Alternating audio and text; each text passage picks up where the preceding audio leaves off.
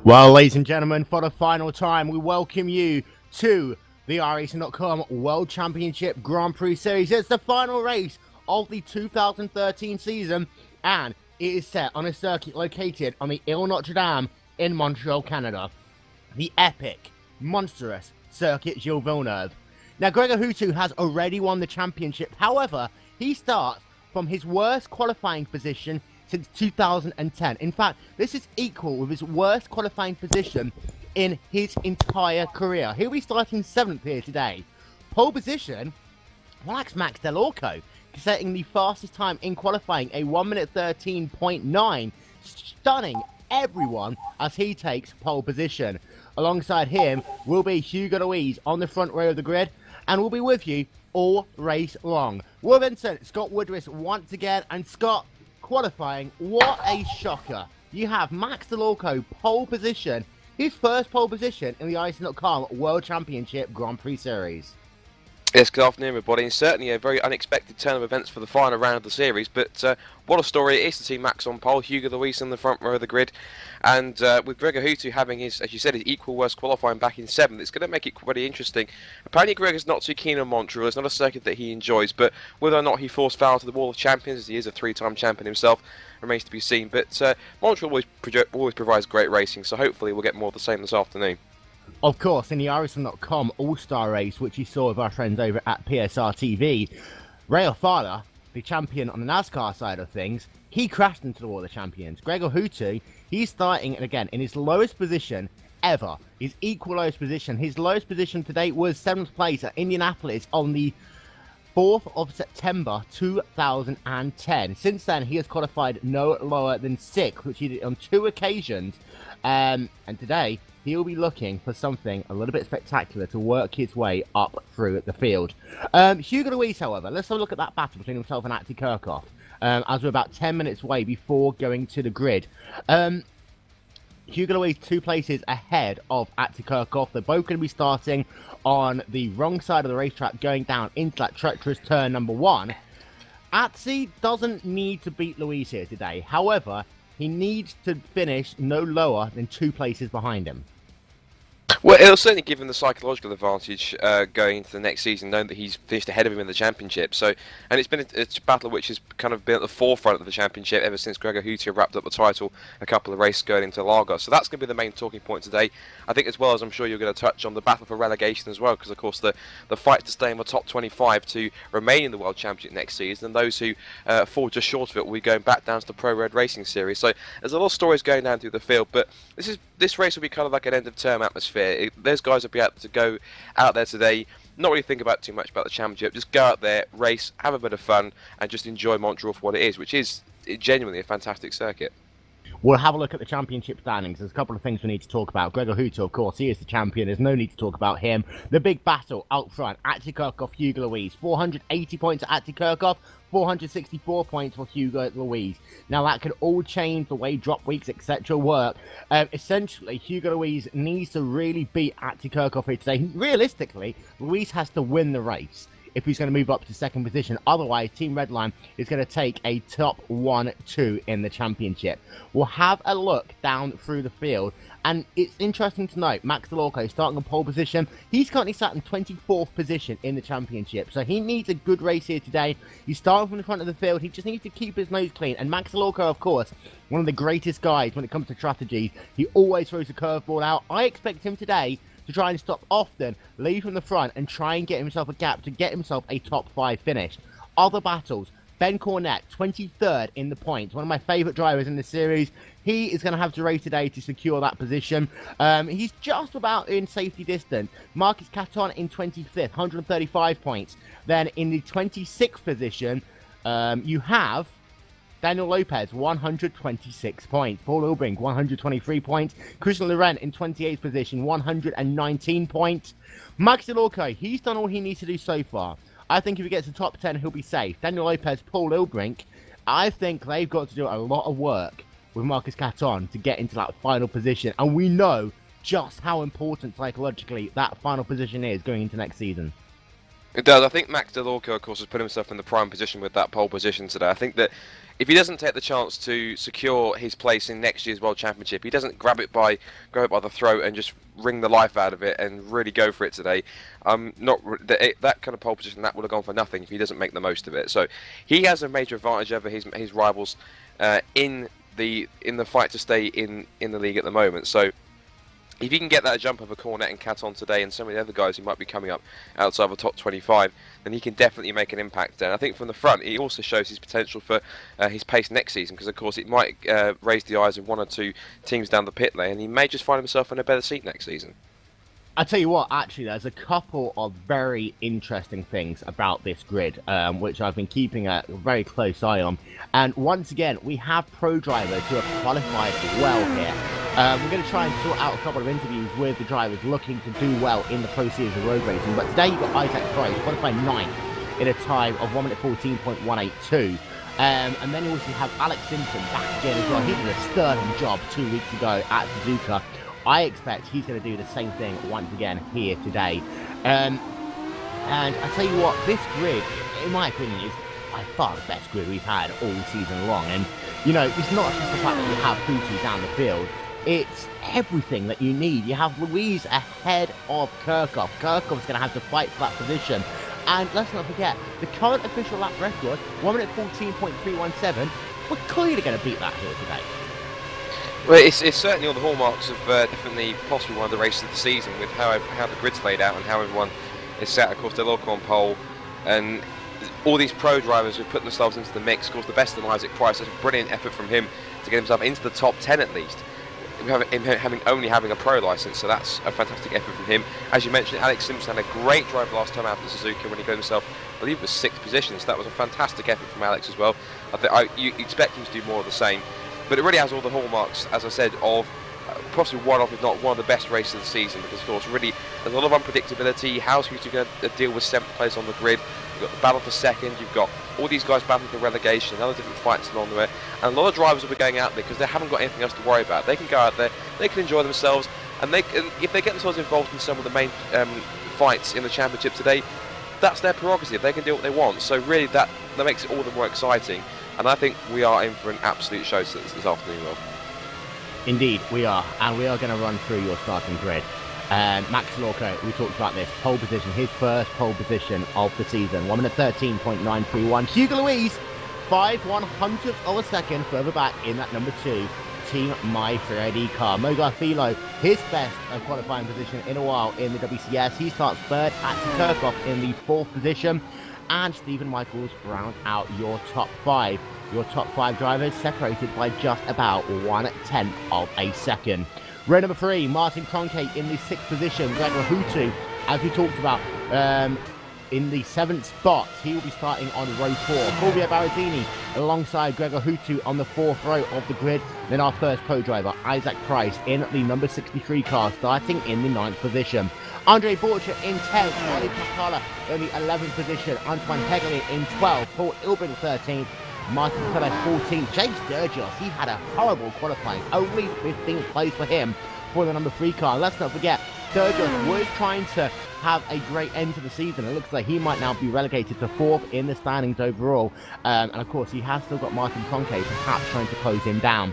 Then you have Yoni Tamala, Alex Simpson, another pro driver in 17th. Alexia Loma, bad qualifying for him. David Corbin, Olga Hakara, bad qualifying for them as well. Christian Laurent, Marcus Caton, keep an eye out on that battle all day long. They start 22nd and 23rd on the grid, and they are battling for the top 25 in points. A couple of other pro drivers as well. You have Tyler Mueller in the number 72 car. He has qualified for this race. And Ben Cornett, let's talk about him, Scott. Down in 28th position.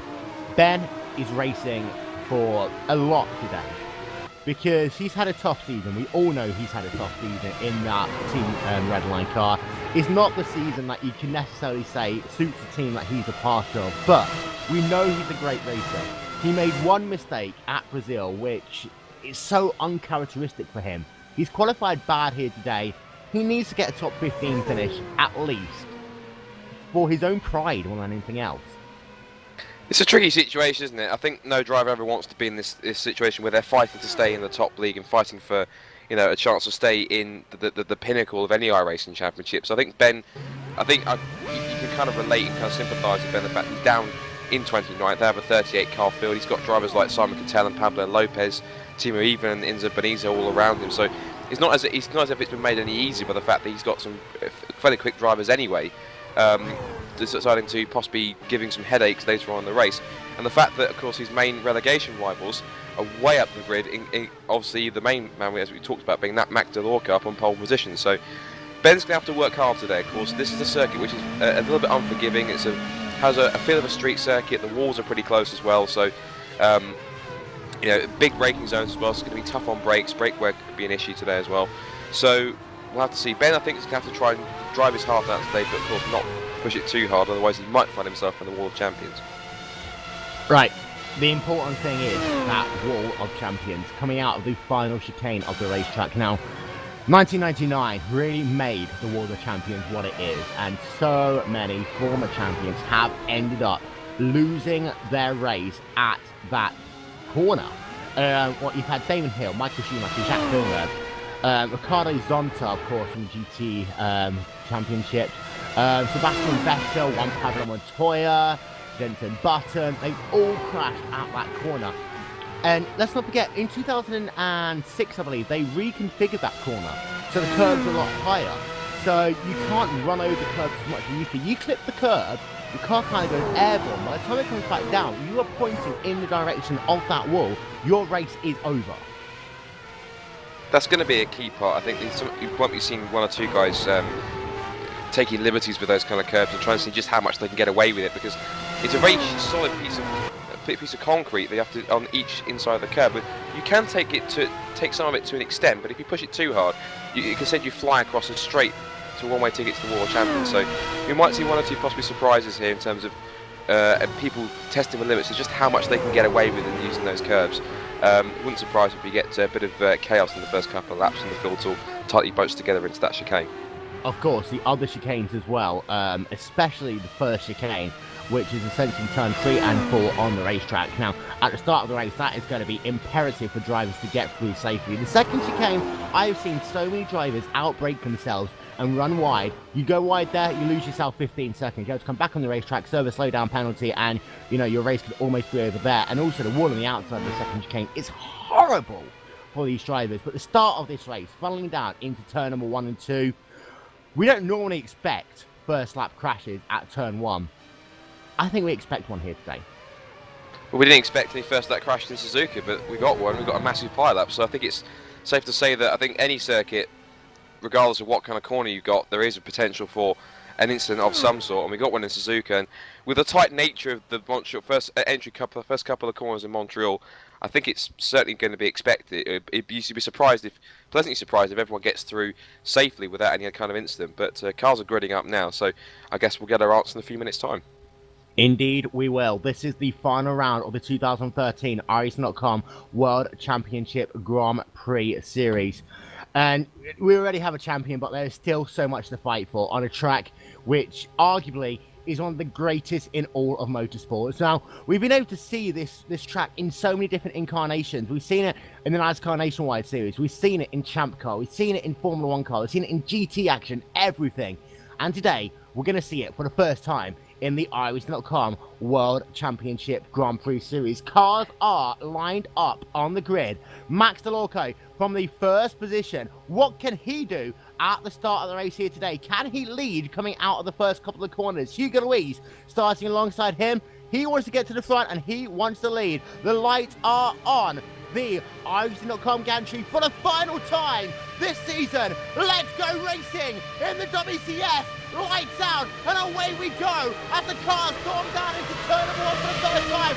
What a start by Hugo Luis. He is to the point as Max Delorca gets a slow start. Can all these cars get through turn number 1 and 2 for the first time? The answer is, so far, yes they can. They are free and breathless. Oh, we've got trouble. Pablo Lopez involved in an incident in turn number 2, but behind him, everything else is going okay. Jake Sturgis coming out of the pit road, having Sturgis penalty. But your race leader is now Hugo Luis as they work themselves down in turn number 5 for the first time. Max Delorca down into the second position. Mogar Philo has lost the position to Atli Kirchhoff.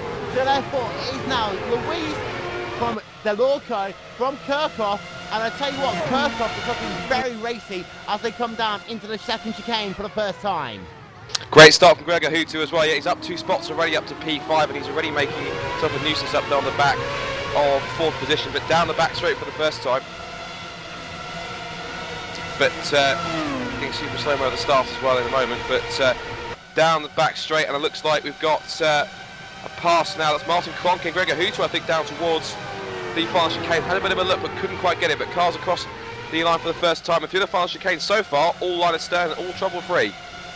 So Hutu is now trying to work on Mogar Philo. He's had a tough start to this race, running in the 4th position, lost the position, and Hutu is right behind him. But out front, however, it is Hugo Louise who are 1.3 second gap over Max Delorco.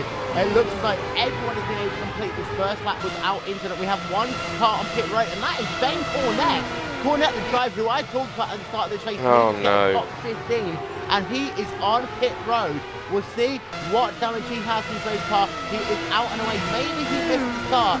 We are getting word that perhaps Hugo Louise missed the start as well. He jumped the start.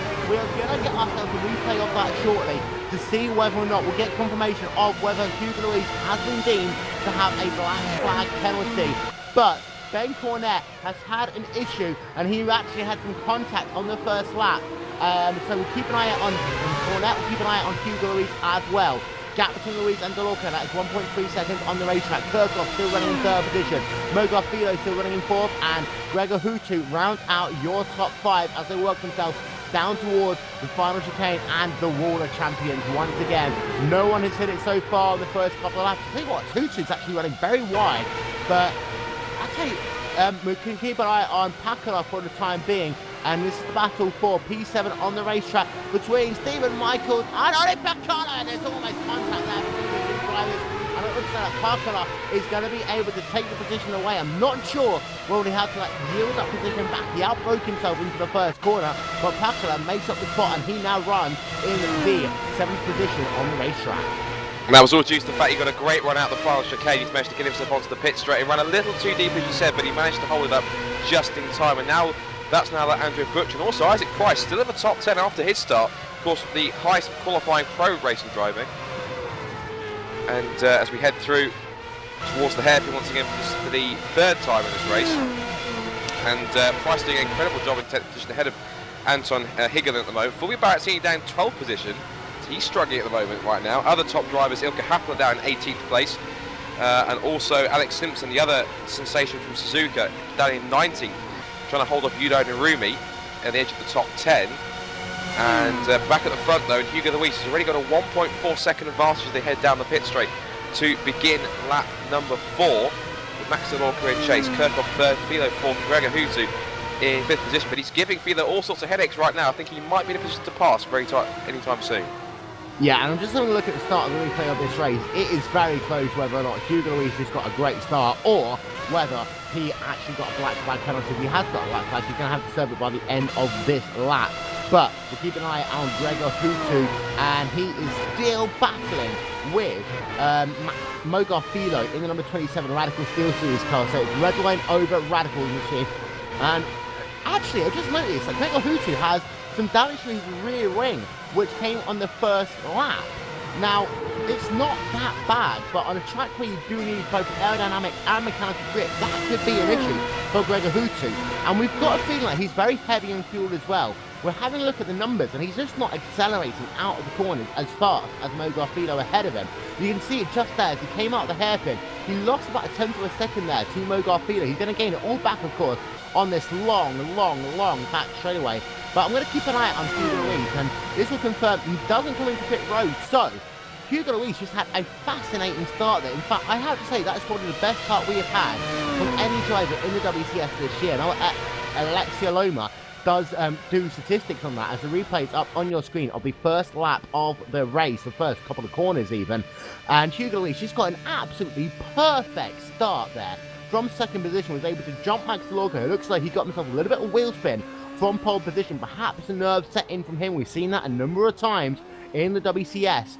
And behind them, it all funneled up. We had an incident with Ben Cornette, but Gregor Hooter also hit himself some rear wing damage, and it doesn't look too bad on my screen, but it'll be interesting to see what Hooter does from here on in, because he's not making any real inroads on Mogarfilo, and I think the idea that he's got a heavy fuel load might actually be correct.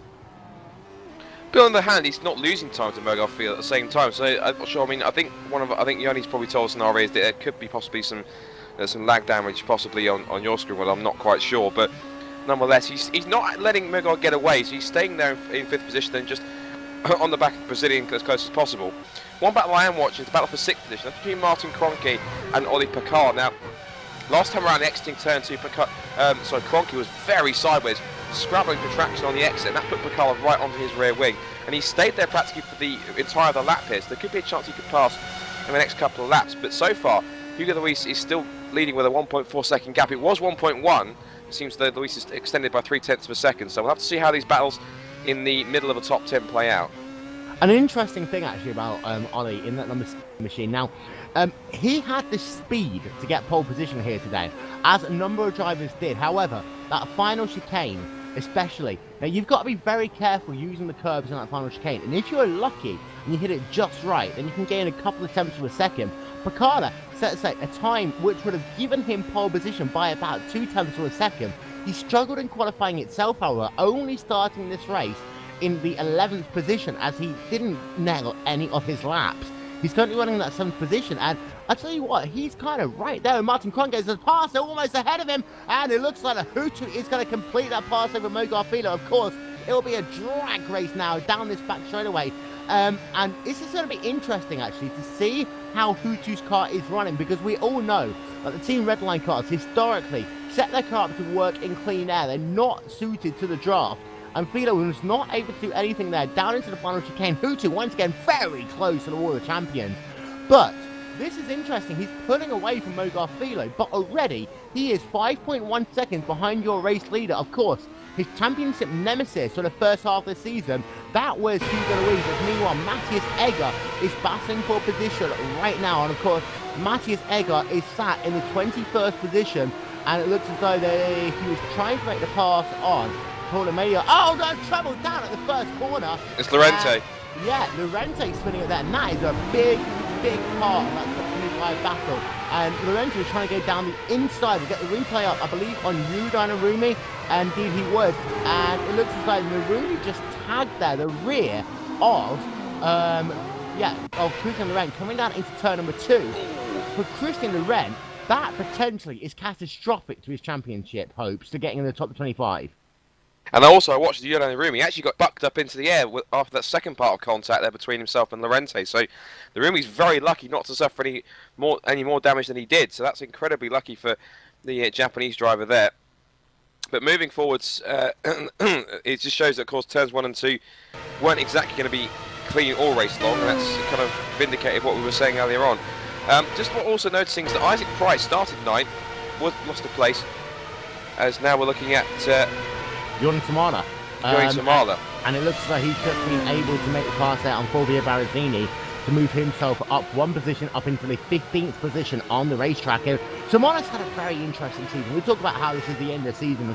We'll get some report cards at the end. Oh no, Tamala going sideways there, coming out of turn number 2. That's going to allow Barazzini to go back past.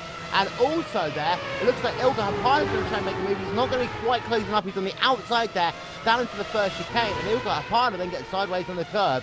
But we'll also have a look at Ollie Pakler, because he's all over the rear of Martin Kroenke right now in that battle for what is 6th position on the racetrack. And it does look as though that some cars are struggling in the chicanes on the racetrack right now. And also, oh, look at this, Bakana down to the inside there, into the hairpin, and he will almost complete the pass. He's not quite close enough, he'll fall back in behind. But Scott, what this will do, Bakana will now have to drag all the way down the back straight. He'll get that slipstream, and he'll make the pass into the final chicane. He might. He's going to pull alongside down towards that braking zone, down towards that chicane. He's actually going to go straight on, brakes a little bit later, and manages to get the move stick. And look how much gap he pulled away from Kroenke. That's just how much more traction he had on the exit. Kroenke had the superior run on the exit of the hairpin. But what a drive off the final chicane for Picard that was. And already he's up into P6. He's now free to chase down Mogarfilo, who's some 2 seconds up the road. But the pace that Picard is putting in, you said he could have potentially gotten pole position. and I reckon he's got a great potential to at least get himself a top 5 this afternoon. It looks like Ilka Hapala has just been able to pass Fulvio Barrazzini once again. So Ilka Hapala is back up into what is the 16th position on the racetrack. Of course, this is where Ilka Hapala had his moment out of the first chicane. This time it's a lot better for him. But Scott, the important thing is that turn 2 really looks as though it's causing some issues from some drivers. We talk about the 3 chicanes and how important they are. But the traction, the slow speed traction coming out of turn 1 and turn 2, looks like some drivers are struggling with that, especially on high fuel. And we're just going to have a quick look at Alexia Loma, who's currently trying to make the move on David Kopic on the outside. Yeah, definitely. What we're saying earlier about the chicanes and everything is that, of course, especially down to turn 1, of course, you're approaching from sort of 180 odd miles an hour. You're heading down from 7th down to 6th, down to 2nd gear, and you have to kind of almost kind of shift down and brake, kind of trail brake into turn 1, and then get it out to 1st gear, down for turn 2. Oh no, Alexia Loma's the first driver into the Wall of Champions there. And that was down, oh my god, that was a late braking there by Alexia Loma. They were side by side, out of the hairpin, all the way down the backstretch. Replay coming up on your screen. And that is exactly what you cannot do at the Wall of Champions. Aloma just caught himself. He's basically on the tray, on this sausage curve, on the actual inside part of the chicane. And he went airborne. There's no way his car would ever make the corner. He was already actually 45 degrees in the air as you hit the wall, and that was a horrible crash there for Alexia Loma. He is out, I presume, off the race. That's a real shame. I watched the back in the replay, and just the amount of air that car got over the curb was incredible, and it was just a one-way ticket straight into that Wall of Champions. So we got our first victim, as you said, and it does beg the question: how many more are we going to get this afternoon because of the nature of this circuit, Gilles Villeneuve? But we'll talk about the chicanes there, because it's a very tricky approach to head down there. As I think we had a bit of a twitch from the background. I just saw someone had a bit of a background. I think was that Paolo Moya. Who was that? I think it might have been Fulvio, but it was Fulvio Barrazzini. Just watched him on the exit of turn 6 and 7. Couldn't quite get the traction down. He's lost a couple of places now to Yuran Rumi and also Alex Simpson. He's now coming under attack from Paolo Moya. I think, yes, he is, in P19. So Barrazzini's struggling at the moment. He is, and he looks like he has some rear wing damage as well. I want to give you an update on the race lead, as just very quickly ahead of him, Yuran Rumi and Alex Simpson. They are going side by side into turn 2, and Rumi, and also Barrazzini's out the race, and that is a big incident out of turn 2. I talked about how drivers have been struggling in turn number 2 here today. I've got a feeling there was one other driver involved. I'm just having a look at the replay right now. You get it up on your screen in a moment. Indeed, there was. Matis Egger was able to get through it, but Pure Amelia there in the number 72 car, nowhere he could go.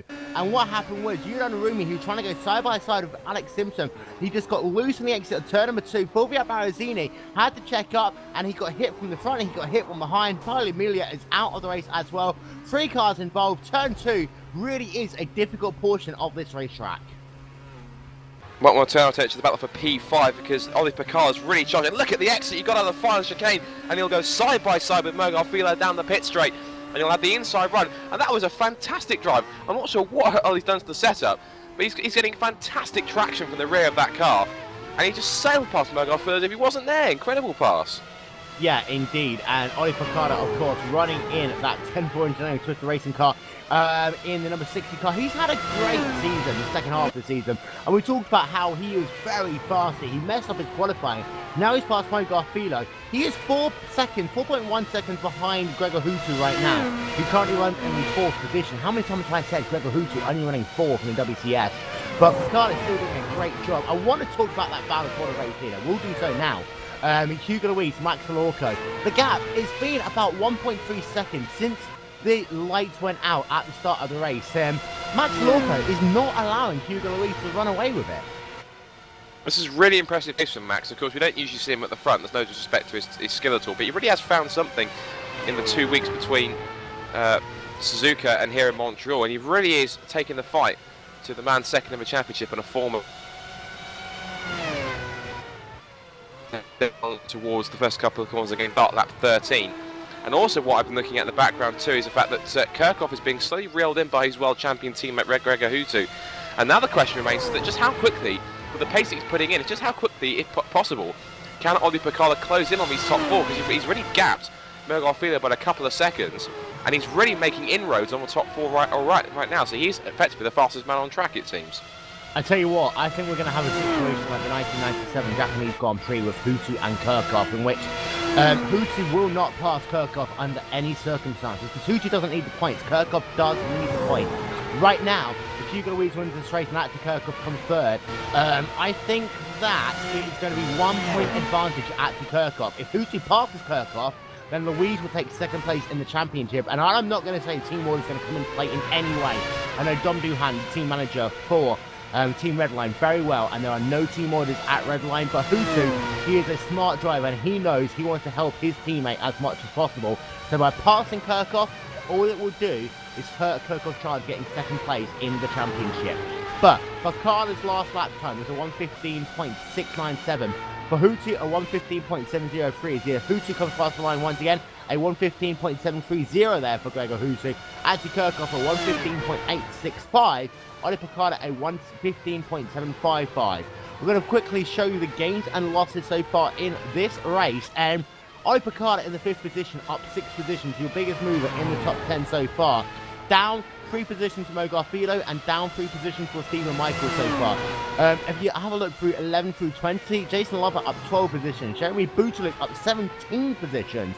Your biggest mover so far. Jeremy Butalik from the rear of the field up to 18th position so far. Your biggest losers, of course, Fabio Barazzini and Alexia Loma. They are both out of the race, down 21 and 12 positions respectively. Your retirees so far: Christian Lorenz, Pablo Lopez, Miguel Martin, Paolo Muya, Bruno Rumi, and Alexia Loma. And let's talk about Christian Lorenz very quickly, because I talked at the start of this broadcast about top 25 and how Christian Lorenz was right there in that battle for P25. Perhaps right now he might have lost his chance to make the top 25 for this season. Quite possibly, and that's a real shame, of course. Of course, those guys are in that fight for that relegation zone. You know, those guys desperately need the points, and I think Christian will be definitely feeling worse for wear of that one. In fact, he's out before the race has hardly even started, and it's just something that no driver in that situation really wants to experience. It's a rather unfortunate sequence of events that's seen him outstay. So unfortunately, that could be potentially, unless results go his way this afternoon, that could potentially be the end, for now at least, of his World Championship career. Max DeLorco just all over the chicane there at the Wall of the Champions, and he was very lucky to avoid the wall. We'll try and get ourselves a replay. This is at the end of lap number 14 for Max DeLorco, and it's a staggering thing there. That Wall of the Champions, the highest up the curves as well, makes life very tough for the drivers. Of course, you can gain 2 tenths on that final chicane just by hitting the apexes perfectly. And Max DeLorco, we're getting the replay up on your screen. He really is pushing right now in that number 52 car. And it's actually an interesting situation here for DeLorco. He doesn't have to win the race here today to get himself into the top 25. It looks like he is definitely fighting for that race lead. If he crashes out at the World of Champions, he could end up outside the top 25. So it looks as though DeLorco doesn't care where he finishes in the championship. He just wants to have a great race. And you talk about end of season. How would it be if Max DeLorco, the guy who passed Gregor Hutu twice at Phillip Island when he was on that alternative fuel strategy, who has really got a ton of fans this season by his pure driving ability, how would it be if he wins a race finally on number 52 car? It'd be a fantastic story, wouldn't it, to round off the championship, and it certainly would make it clear that he's making a beeline for one of the top teams this season to try and grab their attention. I'm pretty sure he's grabbing Hugo Luis's attention right now, because he is now within a second of the Brazilian. And in the background, of course, Gregor Hutu just keeping teammate Attica within touching distance. Ollie Picala is still about 3.6 seconds away from Gregor Hutu, but looking at the lap times they're doing, last time when he did lap about a 10.5 quicker, so Picala at the moment does appear to be along with, I also say the fastest man on track, but it seems that Max DeLorco is last time around 1:15.5.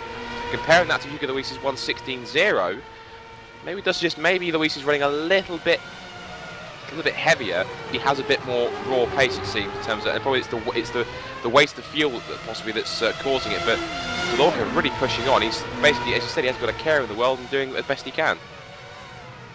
Indeed, and last time by 1 minute 15.5 for Max Coloco, 1 minute 15.7 there for Hugo Luis. Of course, the draft will come into play a little bit now. And Doloco, again, all over the chicane on the final corner. That's the battle for the race team. You've got to keep an eye out right now on Mattis Egger. He's running in the 17th position. He is fighting with Yorni Tamala. In fact, Egger's in the 16th position. I'm sure I just saw cars coming on pit road there. I'll get confirmation of that in a moment. In fact, no, it wasn't. It's just my eyes. But I feel like Marty Reed right now. How you doing? Now you've left the ESPN. But keeping an eye on Mattis Egger, as I said, he's running in the 16th position on the racetrack. He's got Yori Tamala ahead of him, and he also has Alex Simpson a little bit further back. And those three drivers are very closely separated on the racetrack. You've also got Jeremy Bouteloup there as well, and also Dion Burgess is trying to catch up to that group, but losing a little bit of time right now. Just looking at Oli Picalo on the Twitter feed, he has got some supporters out there. That's good to see him. The young Finn is doing a fantastic job trying to close in the likes of Gregor Hooten and Atsu Kirkov at the moment. Oh, Egger tried to make the pass there into the second chicane. He's going to get on the outside there. Johnny Kamala was slow on the exit. I think he just actually got a slowdown penalty because, yeah, he went too far over. He had two wheels on the grass. That deemed a slowdown penalty. He loses 2 positions there. I talked about this at the start of the broadcast, Scott. If you lose, if you go wide there on the second chicane, it's a double barrel edge. It gets you a little bit slower anyway. Then you have to slow down. You lose about 4 seconds on the racetrack if you're a little bit too slow at it. And Yuri Tamara there has lost out. And now all 3 of those cars are ahead of him. And it's a staggering loss. He's also lost the draft as well. And also you have to be careful, of course, is that on the exit, the wall is so close. There's hardly any margin between the width of the curb and the wall. There's no kind of margin for error anywhere. It's kind of a bit like the Wall of Champions. So you really have to be careful of your exit and not push too hard. Of course, there's always a chance if you take too much curb, of course, it can upset the balance of the car and spit you the other way into the wall. So really, Matthias was kind of on the edge there, and if he keeps doing that regularly, of course, not only will he face more slowdown penalties, but of course it might come back to haunt him later. We're going to turn our attention back to the battle for P4 and 5 on the racetrack. In fact, this is probably P3, 4 and 5. Atsu Kirkov, Gregor Hooten and Oli Pakala. Last time by, Oli Pakala at 115.6 for him. For Gregor Hooten at 115.8. For Atsu Kirkov, 115.7. Now, last time by, 115.8 for Kirkov, 115.8 for Hooten, 1 minute 15.1 for Oli Pakala, who in my just having a look, I think that actually might be the fastest lap of the race. Indeed, it looks like he has gone purple. So Pakala is setting the fastest times on the racetrack right now.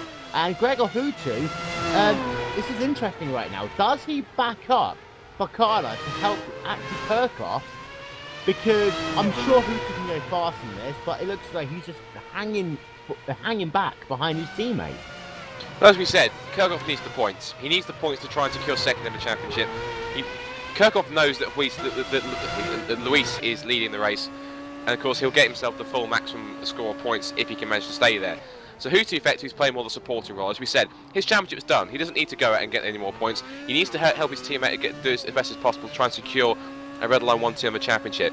But of course, he knows that anything that he can do to try and slow the progress of Oli Pakala, not necessarily hold him up, but just to slow the progress of Oli Pakala's charge right now, will only be beneficial to Kirkov, because of course the more that Hooten can try and keep him at bay, the better chance that's going to give Kirkov to try and get himself a better stop. And if he's going a little bit longer than the 2 cars in front, which we're not sure if he is at all, possibly could explain why he's not exactly on the pace, but we have to be clear, Pakala pumps in a 115 flat, so he's definitely not finished with this. He's closing in hand over fist. He's only 1.6 seconds off Hooten, so Pakala definitely making a beeline for the leaders.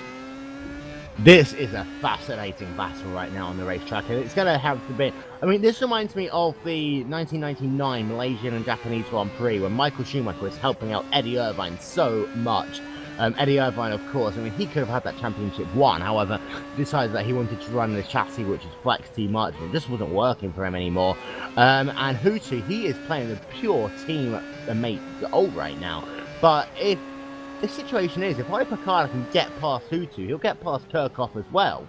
And if that happens, then Kirkov will fall down into 3rd place in the championship. So we are looking at essentially the battle for 2nd place in the championship. You have Atsu Kirkov 3.4 seconds behind Hugo Luis right now. Last time by, Kirkov was just 2/100ths of a second slower than Hugo Louise to get the lap times as they come past the stripe once again. 1:15.5 for Hugo Louise, a 1 minute 15.6 there for Atzi Kirchhoff, a 1:15.4 for Max Lorco, and Ollie Picard at a 1:15.3 as the car comes out of pit road. This is interesting because Jason Lovatt now is in between the path, and you see just moves out of the way there, so allow Ollie Picard to go past. But we're not talking about pit road here, and alongside Phillip Island, this is probably the scariest pit road in all of racing. Well, mate, it was scary before they made the alterations to it. I think it was after 98, I think it was. I think there was an incident with Schumacher and Heinz Frentzen, where Schumacher moved across Frentzen and put him off into the gravel, so up at turn 1. So what they made this kind of runoff where the exit bypasses at turn 1, but you're feeding into the outside of turn 2. And if you're not careful, and if someone's not particularly got enough spatial awareness running through turn 2 and they continue to move across, there's every chance there could be contact. So, and you're approaching down towards turn 2 a lot faster than the car, because of course you've really slowed down for turn 1. You've turned out to second gear, you have to flick down for first turn 2. You've got a car on your left shooting towards you for an excellent hit. So I do agree, it can be quite a scary pit lane, but of course if you can play it the right way, you can definitely gain a lot of time thanks to the nature of the pit lane. The only difference between here and Phillip Island, by the way, you're correct, it was the 1998 Canadian Grand Prix. I just Wikipedia'd it. Wikipedia is awesome. And the difference between this and Phillip Island, of course, is you're on the outside then coming down into turn number 2, whereas on Phillip Island you're on the inside coming down into turn number 2. Meanwhile, I'm going to check in on Jeremy Bootsloop in the number 7 car. He's going to try and go round the outside. No, he's not. He just got back in behind there of Alex Simpson. This is battle for 16th position on the racetrack. He might get a good go coming down into turn 1. He's looking down to the inside. As he comes down into the first corner, he'll of course be on the outside in turn number 2. He sweeps past, sweeps down to the inside apex of turn 2. Jeremy Bootsloop up into the 16th position on the racetrack. And Alex Simpson had such a great battle, great race 2 weeks ago at Suzuka. But he's struggling here today. He's losing positions left, right, and centre. And I mean, this is in my opinion, a big race for Simpson, because one race is very easy to do. In the Pro Series, they're going to do 12 races in 12 weeks.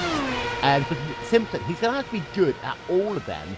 And the transfer time's a lot less, of course. And it looks like he's struggling in this type of racetrack. It's not certainly not a circuit that he really favours, it seems. There's certain drivers prefer certain circuits. Some prefer ones with long sweeping corners, some like this kind of stop-start nature. This is kind of a bit of, you know, the kind of medium speed chicanes, a couple of hairpins. It depends on preference of drivers, whether they enjoy a certain type of circuit or not. Some drivers universally adapt to others, some like a street circuit or a traditional race course, or excuse me, or any race. But yeah, that plays out, because it's disappointing to see Jerry down there. Meanwhile, I want to draw the attention back to the battle for third, fourth and fifth, because Bacala, just incredible consistent lap times. It's scary good, this how good Bacala is running today. And already he's onto the back of Hutu, who himself is on the gearbox of Kirchhoff. So we could be seeing an imminent position change here, potentially I think for at least P4. Well, last time by Ollie Picard did a 1:15 flat. He could be the first driver, and look at this, he gets a great run there out of the hairpin. It looks like he won't be close enough coming down into the final chicane, the World Champions. However, he is right there with Gregor Hutu. You see Hutu already looking as though he's only taking slightly defensive line. Of course, Hutu's got the dirty air from Kirchhoff as well. Coming down into the final chicane, and Hutu really runs close to that wall. The lap time for Ollie Picard, and now he's in dirty air, is going to be a 1:15.6. He's losing 6 tenths of a second behind Hutu right now. And what this is doing is it's hurting Picard's charge over the likes of Max Lorca and Hugo Louise. And I think Picard's got, you know, bigger sight than just getting past these two Team Redline drivers. And you have to say, for the first time in almost 4 months, it does look as though that Team MyFriday are much, much better than Team Redline. It certainly makes a nice change, because I think that Team Redline will be scratching their heads in this one, thinking, what is it we're missing in terms of pace compared to My3ID? So I think definitely Redline are just trying to go out there and do the best race that they can, and just whatever setup they have, just to run with it and see where they end up at the moment. But Bacala definitely is putting both of these Team Redline cars under pressure, but of course it's Hutu's job now as teammate to Kirchhoff to kind of play the supporting role this afternoon, because as we said already, he's not fighting for anything else. He's just basically going out there to try and help Kirchhoff get as many points as he can, to try and to try and nullify the kind of effect amount of points that Hugo Luis could take out of him in the fight for second. But Pecara's certainly giving both the Team Redline cars some headaches. He launches himself over the first part of that chicane, taking plenty of the inside sausage curb on the right-hander of that final chicane, and well clear the world champions. 1:15.4 this time for Peccara compared to Hooty's 1:15.3. So even in slightly dirty air just behind Kirchhoff, Hooty is lapping a tenth quicker than Peccara. Don't forget, keep in contact with us on Twitter all race long. Use the hashtag iRacingWCS. Follow us at GlacierTV. That's the one. I'd like to give a shout out to a couple of people. First of all, to Ricky Allen Motor Park. Also to Instinct Green, who's watching on YouTube right now. Also to Askeep Singh and to Tinklink. They are in the conversation on the YouTube channel right now. So get in contact and we'll say shout out to you if you're nice. But that battle, 3rd, 4th and 5th right now, it really is a hot battle. And this will all come down to, I'm going to have to say the F1 word here, pit stops. Pit stops could be critically important here. And Peccara, in my opinion, if he's got this raw speed, let's not forget, he qualified badly. If he does the undercut, there is still a chance. We're on lap 25 of 70 right now. There's still a chance he could try and close that gap to Hugo Luis, because he's not losing much time right now, despite the fact he sat behind both Hooter and Kirchhoff. The gap as they come past the line once again, well, that's going to be 5.2 seconds on the racetrack. He's losing 1/10 per lap. But we know that Peccara can do at least 4 tenths faster than this at this stage of the race. Yeah, of course, the only way he can do that is to get himself into clean air, and of course he hasn't got that right now, obviously, because he's stuck by looking at Hooty's gearbox right now, and all this is allowing Kirk to just gap his teammate a little bit and give himself some breathing space for the moment. So Peccara really has to clear Hooty as quick as he can. Ideally, he's to do it before his pit stop. Stephen Michaels just trying to make the position there over Ethan as Price. Price gets past Stephen Michaels, moves himself up into the 8th position on the racetrack, and of course these two are fighting with Martin Conke right now as well. And we're focusing on that battle for 3rd, 4th and 5th, but also Martin Conke looks like he is struggling in the second Team Micro AD car. Isaac Price running in 8th position right now, getting past Stephen Michaels, who I have blown the trumpet for in the second half of the season. In fact, probably one of the better drivers in the top half of the field this second half of the season, with his consistency and everything. But Isaac Price ahead of him in that number 63 car. What a drive by him! It certainly proves that these pro road racing drivers have some fight in them, that's for sure. At least definitely some pace. And these kind of races near the end of the season, they're the kind of key ones. If they're looking for a driver in the World Championship next season, these are the kind of races at the end of the season where, you know, some teams might be thinking about replacing drivers, you know, switching up their lineups for next season. If they're looking for prospective new drivers coming through, the pro road racing series where they come to, because of course any drivers that want to get to the World Championship have to go through there in order to make it. So the likes of Isaac Price and also Alex Simpson, with the impressive performances that they've had, it's definitely going to be good on their sim racing CV, if you like, in terms of the World Championship. And the fact that Isaac Price is up there racing with the likes of Martin Kronkane, Stephen Michaels, Mogar Philo, all those kind of guys in there, that's only going to do his chances of getting a top line drive next season all the better. So, to run through your top 10, Hugo Luis has less than a second advantage over Max Delorco as we get closer to the one and only pit stop. Everyone looks like they want to one-stop a race here today. It's a case of when do they pit. Max Delorco second, Atsi Kirchhoff third, 4.1 seconds behind your race leader and losing time. Gregor Hootu in 4th, Oli Peccara in the 5th position, Mogar Philo 6th, Martin Conklin 7th, Isaac Price in 8th, Steve Michaels in 9th, and Antoine Hegelin rounds out your top 10. To run through your list of retirements, it's Christian Lorenz, who started this race pretty well in that number 14 machine, started this race in the 22nd position, is the first retiree. Pablo Lopez, he is going to have to race in the Ice.com Pro Series of Road Racing, as is Christian Lorenz. Miguel Martin out of the race in the number 50 car. Paolo Mulia out of the race. Julian Rumi, Alexia Loma, Fulvio Barazzini, Paul Ilbrink all out of the race. And for Lopez and Lorenz, they are going to be just devastated. They've now got to race in the Pro Series of Road Racing. And I think people forget how challenging that series is. Because unlike the WCS, it's every 2 weeks, every week, 12 weeks, intensive racing, you can't put a foot wrong there. And Pablo Lopez and Christian Lorenz, by losing the WCS license, they're going to have to do it all over again just to get back into the field for next year. There's no winter break for those two drivers now.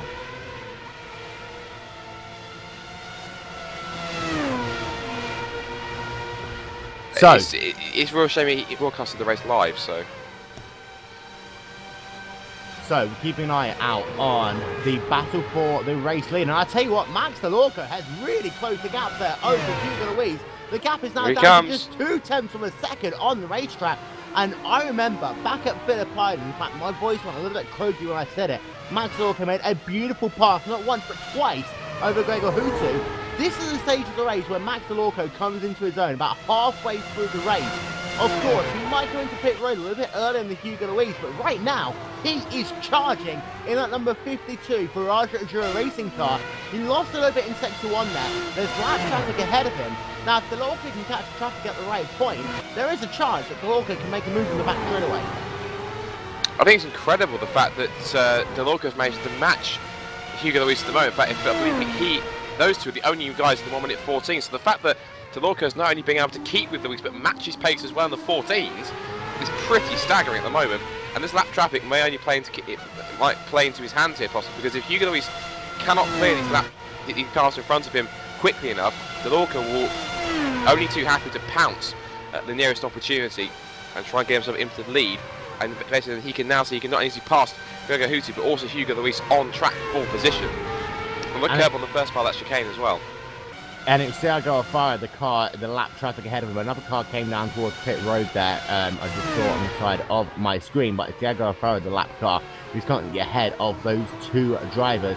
The gap last time by is back up to 6 tenths per second. That is a dirty air coming into play. And the dirty air here is a lot more intense compared to a number of racetracks. Of course, we talk about at Suzuka how the dirty air really hurts the car in the first sector of the racetrack. And then again in the spoon curve here, with the chicanes, it really does hurt because you're having to take a lot of speed into at least 2 of those chicanes. But once you've got dirty air, you know, you just can't turn in, can't get into the power the way you want to do so.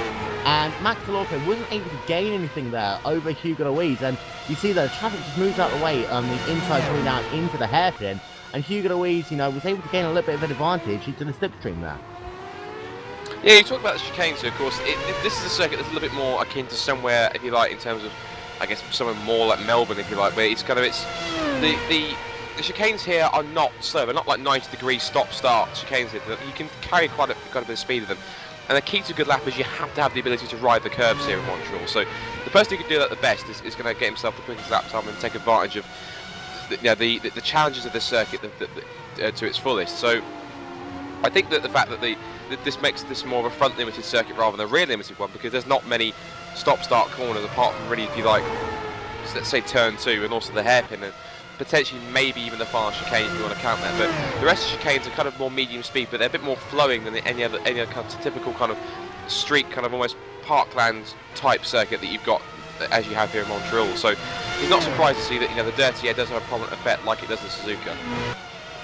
And I remember Jenson Button, especially at Imola, a track where you have to ride the chicane curves as well. Oh, yes. He always struggled there in the early part of his career. In fact, it took him about 4 or 5 years before he was able to figure out that racetrack. Gap between the race leaders right now, about 6 tenths of a second on the racetrack. The battle actually first off, Gregor Hutu, Ali Pakala.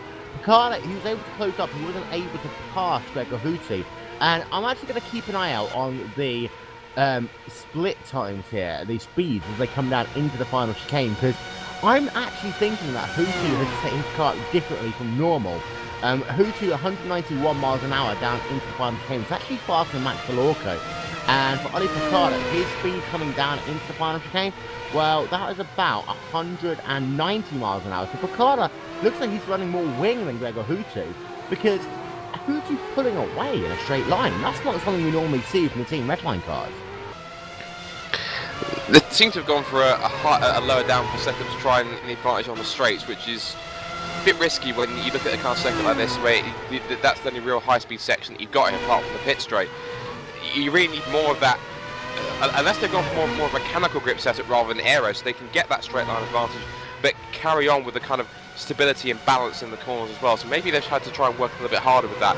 But moving through the lap traffic there, you can see once again the car is closing in, try and gain an advantage and gain 4th place once more. Let's see how they close in under braking for the hairpin. So Picard just edging a little bit closer. And of course it's the exit here. Picard's been so super on the exit all race long, as has Hutu. So these two kind of matching themselves as they exit down onto the back straight once again. And this time, of course, Hutu's lost a little bit of that draft from Ashley Kirchhoff. Top speed, they are maxing out about halfway down the back straightaway, 190 miles an hour. Track temperature right now is 78 degrees Fahrenheit, wind speed 2 miles an hour, with about 55% humidity on the race circuit. Of course, we are now working ourselves about halfway distance, lap number 33 of 70 in the final round of the Ice.com World Championship Grand Prix Series. And Picard looks like, again, he's still losing out a little bit there in a straight line to Gregor Huttu. To give you an update, by the way, Hugo Luis is the first driver into 1 minute 14, time of 1 minute 14.988 at one point. Delorco, Huttu and Picard, their fastest laps have been 3/1000th of a second. Picard has set the fastest lap of this race so far with a 1 minute 14 point, I'm going to get confirmation, 0.896. However, Hugo Luis is only about 1/100th of a second further back, and Max Delorco, last time by, he lost himself about 2/100th of a second. Now, let's pretend that Max Delorco is on a heavy fuel load, and this is very uncharacteristic for Max Delorco to really be running a strategy similar to the Team Micro AD cars, as Hugo Luis so close to all the champions there coming out in the final chicane. Max Delorco is heavier than Hugo Luis, then Delorco's won this race, period. And I'm thinking right now that as good a start as Hugo Luis had, Delorco might have been a little bit sluggish off the line because of the fact that he might have had an extra couple of kilos of fuel in his race car. And, Delorco lost a little bit there in the first chicane, but if he can just keep pointing this car in the right direction, Delorco has got a great shot for this race victory. Well, the key thing I think Luis needs to make sure he has is enough clean air after he makes a stop, because if Delorco is going a few laps longer, he needs to make sure that how he filters out is that he needs to make sure he's in as much clearer as possible if he hasn't even got any lap traffic in front of him, to get it out of the way as soon as possible. Because of course, the more time you get stuck behind cars effectively that haven't stopped yet, or lap back markers, of course, as we know, the more of an advantage Delorco will have in that clear air, in the lead by himself, in the extra laps he'll take before he makes his stop. So really, Luis has to try and play this as best he can. He needs to try and extend the gap as much as he can. He's doing that slightly now. He's got a bit more advantage because Delorco's been a little bit rocky this lap, but we'll see how this plays out. If Delorco is running longer, he's definitely within with a shout. I thought he was in with a shout anyway with the pace he's running, but let's just see how this plays out. Could be intriguing. I'm not quite sure if it's the pace that Delorco's running or the fact that Hugo Luis is slowing up out front and everyone else is getting faster around him. I mean, Luis last time by, 1 minute 14.6. And let's be honest, Gregor Huttu and Oli Picard had been able to gain about 3/10 of a second, but then Hugo Luis, probably hearing what I was about to say, goes in and does a 1 minute 14.664, and again, that gets back up to 4.7 seconds on the racetrack. But Kirchhoff, Huttu and Picard have gained some time over Hugo Luis recently. They've probably gained about 0.6 of a second in the last 5 or 6 laps, and we're not talking about much.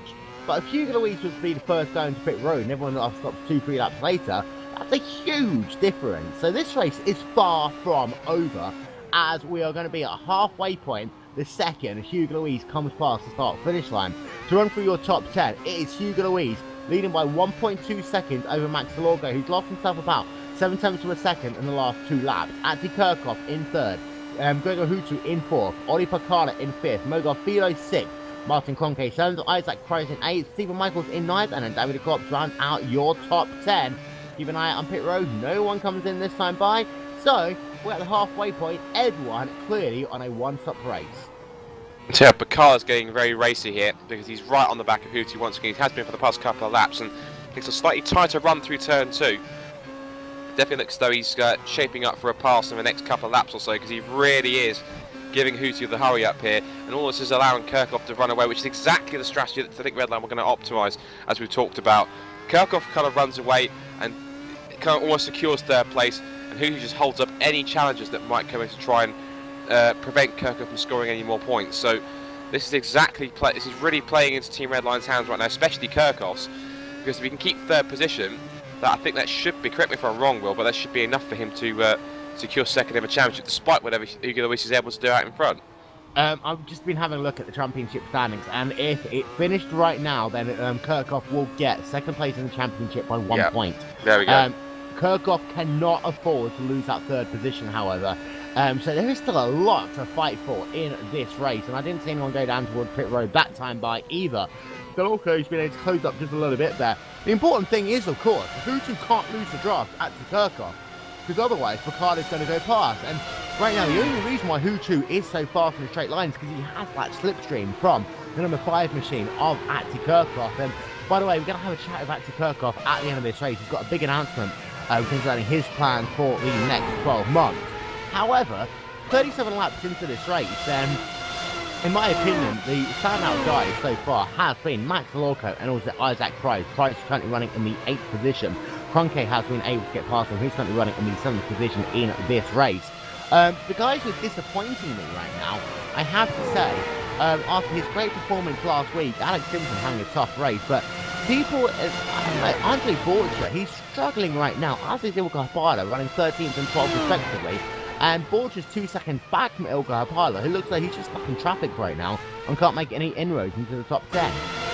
Yeah, well, he's stuck behind Higlin and also David Decor as well, so that kind of lower end top 10 are kind of all bunched together at the moment. In fact, that kind of group is... Well, Mogarfilo's on his own in P6, now there's Martin Fonk in close proximity.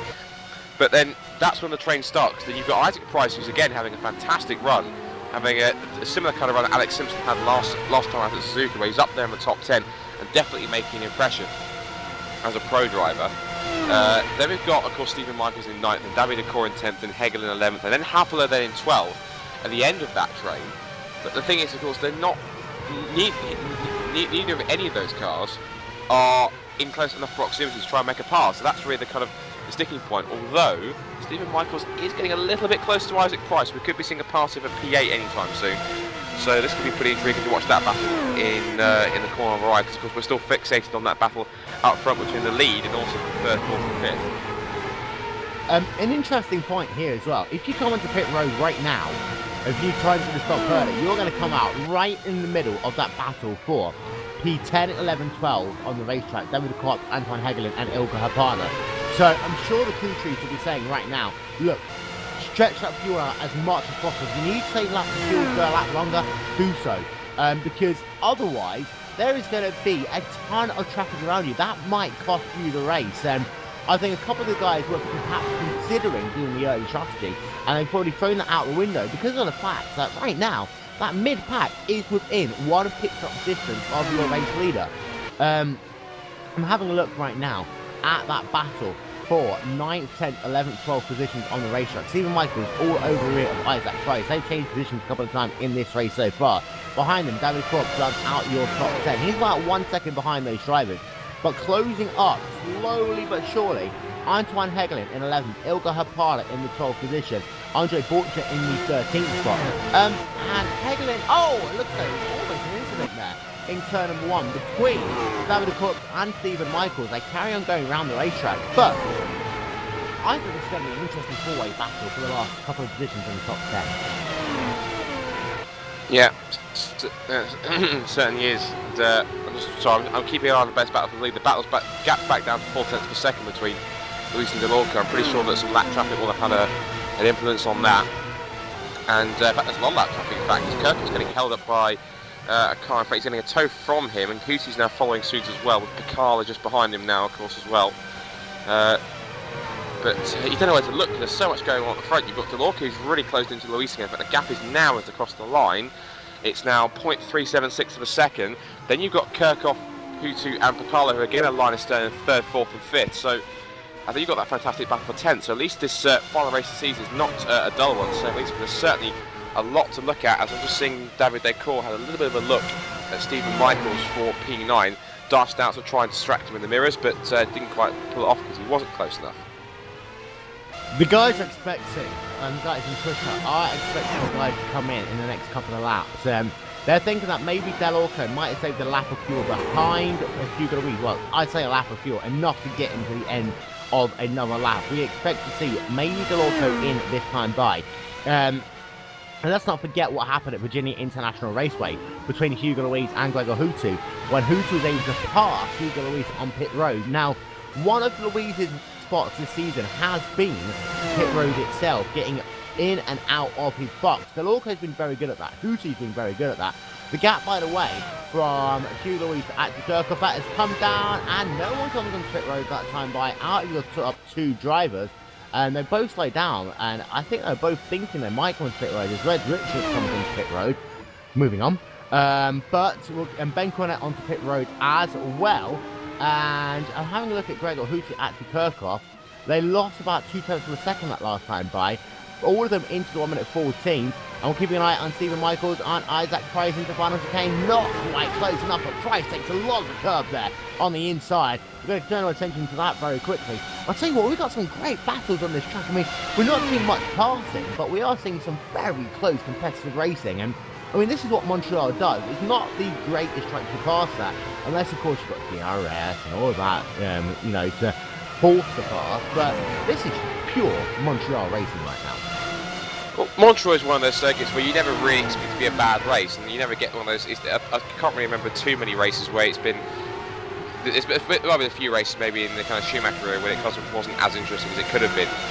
But nonetheless, Montreal is always one of those circuits where time to time it does produce a memorable race, and thankfully we're getting one from the final race of this iRacing World Championship Grand Prix series, which has been a very long season. Of course, we've had about 16, 17 races, and we now come to the end of it, and it's nice to see these guys are kind of let loose a bit more. Oliver Carter on pit road, so he's one of the first guys to make his pit stop, and we did think he was going to go a little bit lighter compared to the race leaders. It's going to be a case of how many laps, but this is a good indicator. Number 6 car now on towards pit road. We've also had Matthias Egger on pit road as well. He's dropped a couple of positions on the racetrack. Just to give you an update on retirees, Jake Sturgis is back onto the racetrack. He did come on pit road. He's now scored 2 laps down. So a terrible time there for the number 3 machine, the Inex Racing car of Jake Sturgis. And ahead of him is his other Inex Racing teammate, Jason Lovat, who scored 1 lap down. Important thing right now actually is going to be the guys who are going to finish 1 lap down in the position where they're going to finish as compared to the top 25. Going to turn our attention back to your race leaders, however, because we are expecting pit stops to happen anytime soon. Luca Louise still leading the way by Max Lorco. The gap is 0.4 of a second on the racetrack. Will any of them go straight forward onto pit road this time by? The answer is yes. Max Lorco onto pit road. So he goes at least 1 lap longer than Hugo Louise. This, in my opinion, is huge for Louise because this could help him secure the race victory.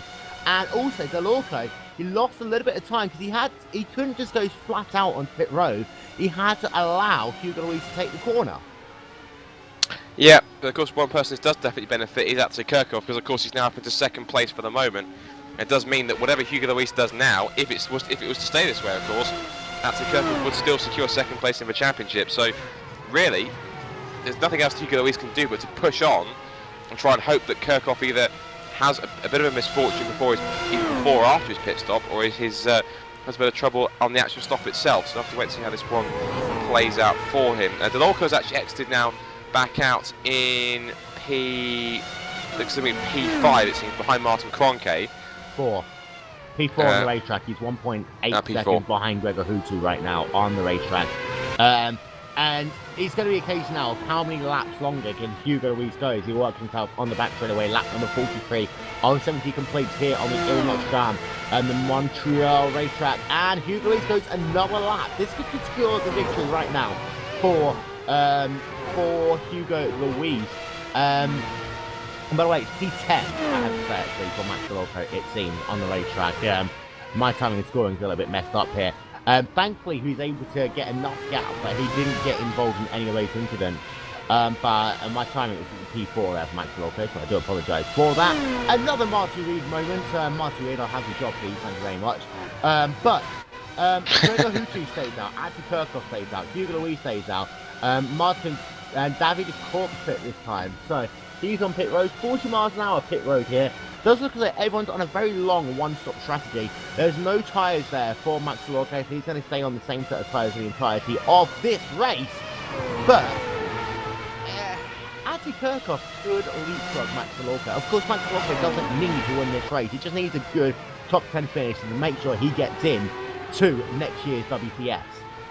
Well, we've seen Kirchhoff do this before. He's managed to run longer than some of his rivals around him, and as a result, he's managed to leapfrog and grab a couple of positions. So it's not as if Kirchhoff's not done it, hasn't done it before. He does have the potential to do it. He's got the pace, I think, to manage it also. Of course, he hasn't had exactly the same versus Kirchhoff actually does it, and does Hutu as well. So Kirchhoff and Hutu diving into pit lane together, which leaves Hugo Luis pretty much out in front on his own. And I'm pretty sure that these two will get out in front of Martin Kroenke. He's now actually, Kroenke's now heading down the back straight, and he's heading to the fast chicane now. So Kroenke, I think, will, Kroenke will take second place now to go as the two Team Redline cars hit their pit boxes right now. Across the line they go, but still Hugo Luis has the lead then, and that 45. So you expect him to come out in the next couple of laps, you would have thought. Hutu's overtaken at Kirchhoff. It's going to be a drag race out of pit road. Here comes Delorco. As I expected, Gregor Hutu allowed Kirchhoff to keep the position, but I think you're right. They've both taken Delorco. Yeah, and that's just what 2 laps difference does. That's Delorco's last lap time, 1 minute 16.0, while the other guys are doing 1 minute 14 lap time. And you know, high fuel on this racetrack is worth quite a lot. So therefore, Hutu and Kirchhoff both will leapfrog Max Delorco, who will essentially fall into about a net 4th position on the racetrack. Delorco's not going to be unhappy about that, but let's not forget, Delorco has had good speed in this race. He's been able to consistently lap faster than both Hutu and Kirchhoff. What this does do, it makes life a little bit easier for Aki Kirchhoff right now, because he'll probably be in a net 2nd position on the racetrack as Hugo Luis goes on for another lap. 2nd position will guarantee, you know, even if Hutu gets past him, Kirchhoff will still finish 2nd in the championship. And that's all that really matters for Kirchhoff, I think, at the moment. And then, as you said, Luis can do everything he can to push on and try and get the victory, but effectively he knows in his heart of hearts that if Atse gets 2nd, it's effectively all over. There's nothing else he can do about it. So he just needs to hope that Atse falls into problems and doesn't manage to get the 2nd place he's looking for. And even effectively, even if Gregor Hutu was to pass him, of course, still 3rd place, as we said, is still enough to give Kirchhoff 2nd place by a single point. So really, Kirchhoff doesn't really need to stay in front of Hutu. He can drop back if he wants to. I think he just wants to make sure that it's all signed, sealed, and delivered, and it's all assured. To make sure the Team Redline are not only the team's champions, but also 1-2 in the Drivers' Championship as well. And Hugo Luis stays out for another lap once again. And it was Matthias Egger who was passing that time by. Meanwhile, Stephen Michaels is trying to work on Isaac Price. These two have been battling since the start of the race. A great battle between one of the up-and-coming stars in the who's going to be racing in the Pro Series, and perhaps one of the standout stars in the top 10 of this year's WTS in Stephen Michaels. So a battle between two of the futures, in my opinion, of the World Championship Series. Michaels and Isaac Price having a great battle. That's all. That was close there. Michaels having to come onto pit road. I'll go back to what I was saying earlier, and I think Max Delorco lost out there because he had to brake and get off the gas a lot earlier compared to both Atse Kirchhoff and Gregor Hutu came to pit road at the same time, and I think that was the difference maker between Hutu and Delorco, and which is the reason why right now Delorco runs, and he's fallen off. He's 3.8 seconds now behind Gregor Hutu, so he had a 1 minute 19 lap last time by. Delorco has made a mistake somewhere on the racetrack, and that caused him to fall back quite a bit. Oh, he went wide actually on the final chicane. That's what cost him a ton of time, because the car trying to come onto pit road just shot past him on the right hand side. Delorco had to take evasive action. It cost him a ton of time there. Also key is that look who's actually causing headaches behind. It's got Ollie Pacala, so ever the one to cause trouble with the front runners. Ollie's doing it now with Max Delorco, and I'm pretty sure he'll close in at some point pretty quickly. Looking at the lap time last time round, Delorco was 1:15.9 compared to Pacala's 1:15.7, so he is faster and he's trying to get the job done. And there's potential here that Max could lose another place if he's not careful, because Ollie, we saw how hard he was charging in the first stint, in the first half of the race, chasing after Hutu and Kirchhoff and staying with them for all that time.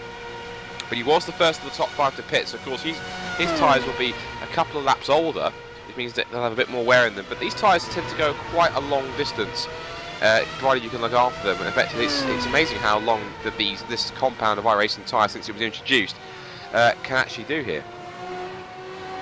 And once again, Hugo Louise stays out. But I think he's got, what, 6 cars ahead of him now, who he's going to catch in the next 3 or 4 laps or so. I expect Hugo Louise to come on pit road. If not this lap, definitely next lap, because he does not want to work himself through that traffic, especially as narrow as the racetrack is. And he stays out for another lap, so this will be interesting. Lap 48 of 70 completes here at the Circuit Gilles Villeneuve, and there's a little bit of battling going on ahead of him. This is between Jeremy Bouteloup and Martin Taylor in the battle for 15th position on the racetrack.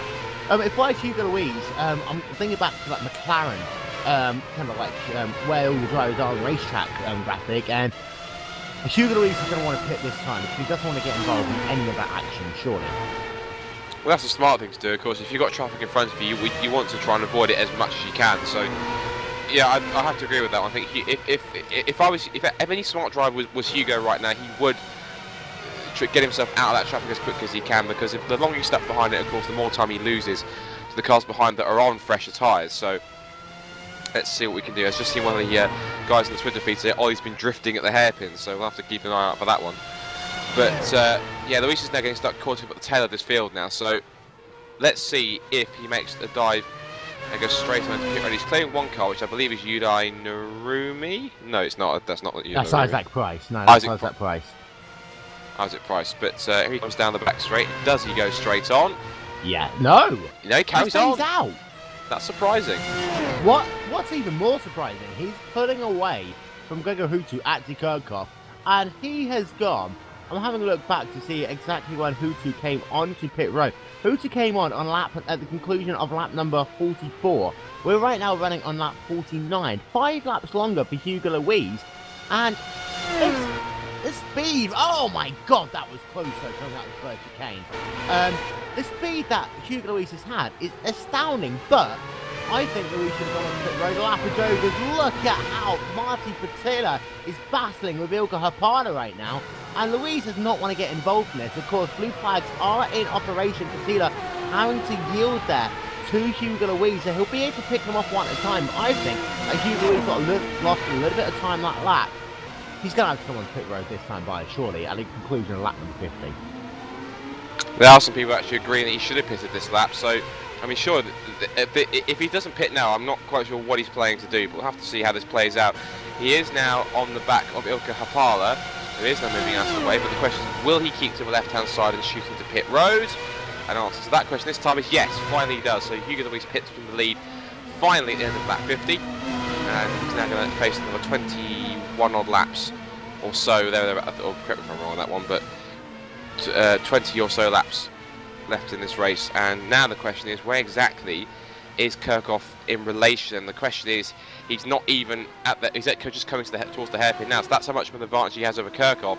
So he should be able to get out, we think, by at least 5 seconds. I was just keeping an eye out on the lap times there for Hugo Louise. His fastest lap of the race is 1 minute 14.197, which is now officially the lap record for this racetrack. So Hugo Louise, the fastest lap of the race so far. He comes out of pit road and he comes around the outside of turn number 1. He has got a lap trust ahead of him. That is his teammate Martin Kroenke, who's actually ahead of him right now, because Kroenke still hasn't pitted. So Martin Kroenke now leads this race, and for Kroenke, again, by going very, very long, there is a slight possibility he will come out around Actor Kirchhoff, Gregor Hutu, Max Delorco. Well, it does explain why these guys were quite off the pace early on in the race. Of course, they're running such a heavy fuel load, so 50 odd laps worth of fuel is definitely going to have an effect on on your progress in the early part of the race, of course, compared to the lighter cars around you. So that's a definite explanation as to why the likes of Martin and Andre haven't really been on the same pace as their world champions, former world champion teammate. But Luis, I'm pretty sure, as he's actually pretty much on the back of Kroenke right now. So that's not too bad strategy. It shows just how much he does have this afternoon. Kroenke's in. Kroenke is onto pit road. His last lap time was 1 minute 14.594. Now this is going to be interesting. If both of these, I doubt Fortune's going to get out. In fact, Fortune definitely will not get out ahead of Gregor Hutu and Actor Kirchhoff. But Martin Kroenke, if he has a fast stop, he might be right there in the mix. Actor Kirchhoff has come past start finish line, so Perhaps I was a little bit off there. Andrew Kirkhoff is going to go back into what will essentially be a net second place in the race. But look at the gap. 13 seconds behind Hugo Louise, and he was only 4 seconds before the sequence of pit stops started. What a great strategic drive there by the entire team Micro ID team. And Hugo Louise, he's just dominating this race now. And Martin Kroenke is back out onto the racetrack, and he falls into essentially 8th position, 6th position, I believe, on the racetrack. And it's been a good run today by Team Micro ID. And you talk about end of season, end of class and everything else there, Scott. For Team Micro ID to come off what has been a difficult middle season with a win, heading into 2014, after the start they had last season, I think this is going to be a big regeneration for them. It'll certainly give them a lot more of a boost.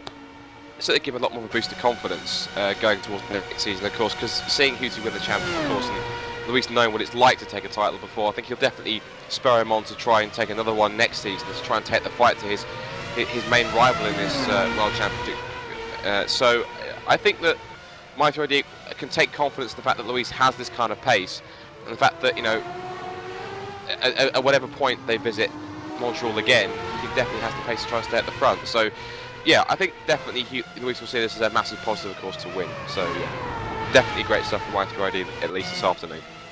By the way, Max Delorco and Oliver Carr have been battling for 4th. Max Delorco is up into the 4th position on the racetrack. And what a drive once again by good old Max Dale in that number 52 car. Your top 5 as it stands right now: Hugo Louise from Antti Kirkhoff, from Gregor Houtu, from Max Delorco, from Oliver Carter. We're going to step aside for just a moment. We'll be right back after this message from our friends at iRacing.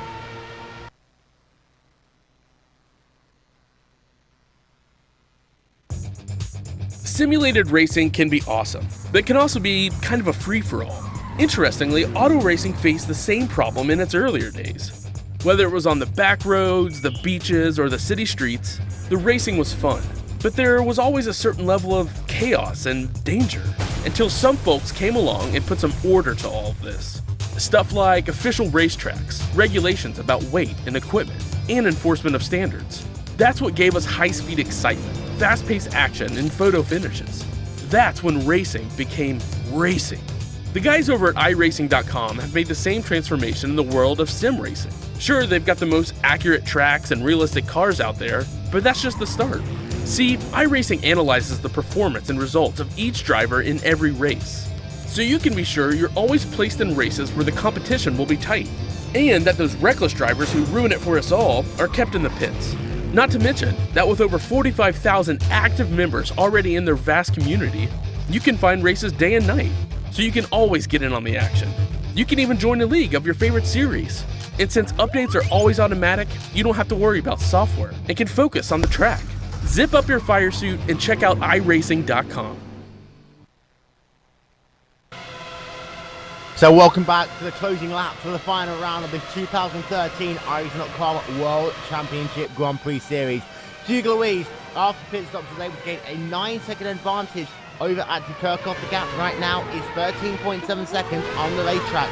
Kirkhoff is about 6 seconds a second ahead of Gregor Houtu, but we are keeping an eye out on Stephen Michaels right now. He is side by side with Isaac Price, a battle that's been going on all race long. It's going to be the last late breaker stand to chicane. Stephen Michaels, is he going to take it? Yes, he can, if he can hold it through the chicane, and Stephen Michaels back up into P8 on the racetrack. Great pass there, Scott. Yeah, fantastic stuff. It was all about the drive on the exit of the hairpin that pulled him alongside. Then just a simple outbraking move into the fast chicane got the job done, and just making sure he left enough room not to glance the wall of champions. So Michael's up to P8. But definitely, again, we have to say again, another sterling job, even so, from Isaac Price. Up there in the top 10 practically the whole race. And that's, again, more impressive stuff from a pro driver this afternoon. Running out your top 10, Max Delorco 4th, Oliver Carter in 5th position, Martin Kroenke 6th, Andre Borcci 7th.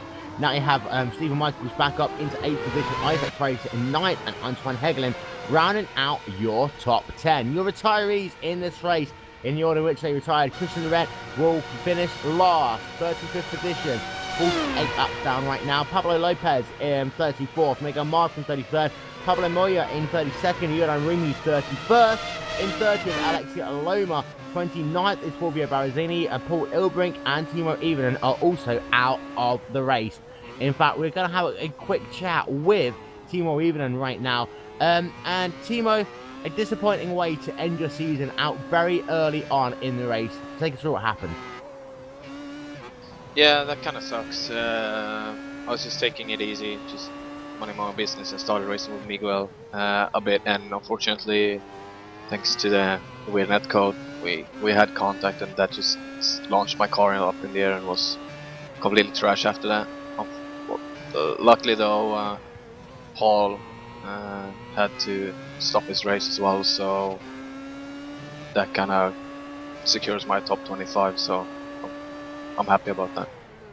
And it's been a tough day overall so far for Team ILEX Racing. We've got Jake Sturgis on the free car, running 2 laps down in the 26th position.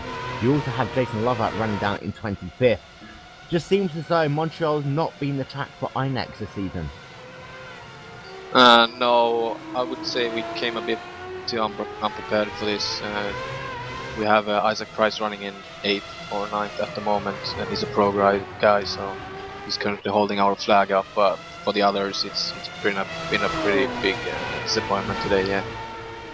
And talk about Isaac Price, of course, he is going to be running in the Iceland.com Pro Series and road racing, and nothing gets sideways there coming out of the hairpin. It looks like the 63 car has good speed, and I've been saying for a number of weeks now, this is by far the most competitive Pro Series we have had in iRacing history. What are you looking for your boy to do over the next 13-14 weeks? Well, bringing a jacket home would always be the best option, of course, but we'll see. I think the guys are just aiming to be racing with the top guys, dropping down from this year's PCS. So, well, good luck in the Pro Series, and hopefully congratulations on maintaining the top 25. We'll talk to you a little bit later on. Timo Ivinen there, unfortunately out of the race early on today, classified in the 27th position on the racetrack. Now, Scott, we were talking about this in the quick commercial break, and what a strategy there by Team My3ID. They pitted later than anyone else on the racetrack. In fact, Martin Kroenke, Andre Borchel, the 2 latest drivers to come onto pit road. And, I mean, it didn't necessarily work out for them because, I mean, Kroenke really hasn't gained any position. And Andre Borchel has only been able to gain 3 positions. But for Hugo Luis out front, he was able to eke out a huge lead, and he's still doing so right now. With his last lap time, a 1 minute 14.9 compared to a 1 minute 15.8 there for Ati Kirchhoff. It just proves effectively in some cases, especially with this brand new tyre compound they're running. Effectively, you can practically go almost a full race distance without changing tyres. In fact, it just take fuel and go. That's the advantage because effectively you can technically run a long stint and get away with it because the tyres effectively won't wear that. So Hugo Luis has taken full advantage of, as have all the My3ID guys, and they managed to pit effectively later than anyone else. And I guess it has benefited them a little bit because Martin Kroenke and Andrew Butcher were a bit behind in the pack, especially Butcher was down the field. So that really has helped him leapfrog up to P7. So it's going to be solid points for them at least. But 6th and 7th, they're about at least 11 seconds away from the top, from breaking to the top 5 at least. But still, good job from all of them. But you have to say, as you said, Hugo Luis has definitely taken full advantage of that. 16.5 seconds. Effectively, unless he makes a mistake, I don't want to put a curse in it, this race is pretty much wrapped up for him. Tell you what, one driver who is having issues right now is at number 14 car of Ben Cornette, running in the 24th position. Now, him going to get a replay up on your screen, and this is what happened at the final chicane. Cornette right behind Thiago Alfaro in the battle for 23rd position, and Cornette just clips across on Apex. I'm not sure whether or not he thinks he was bowled by Thiago or not, but Cornette lost about 3 seconds in the process. Cornette is one of those drivers who is, fighting to stay in the top 25 right now. And, I mean, as the Australian's had a tough season. We all know he's had a tough season. Dom Duhan spoke about it when we had the Team Redline Ice Lounge earlier on this year. And Cornette does look as though that he is getting frustrated right now. and he's closing that gap to Alfaro a little bit, but he was hoping to try and get 2 positions at the last stage of the race now, and now it's going to be tough for him to be able to do so.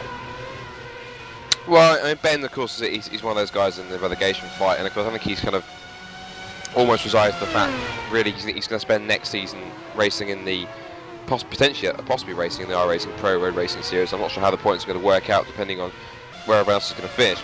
Obviously, of course, Max Delorca is going to be in the strongest position you would have thought, with the 4th place he looks set to get to there, although Oliver Carl is putting him in a lot of pressure. But yeah, Ben's had a very tough season. It's never easy when you have to try and endure that kind of season where nothing really goes your way. So I think you have to, it's one of those situations where you have to keep your chin up, you have to kind of keep fighting and just try and keep as positive as possible, because any negativity can come across in your driver and it can force you to make more mistakes. And yeah, I think Ben just has to try and keep his head up and try and do the best job he can with the remaining laps he has left.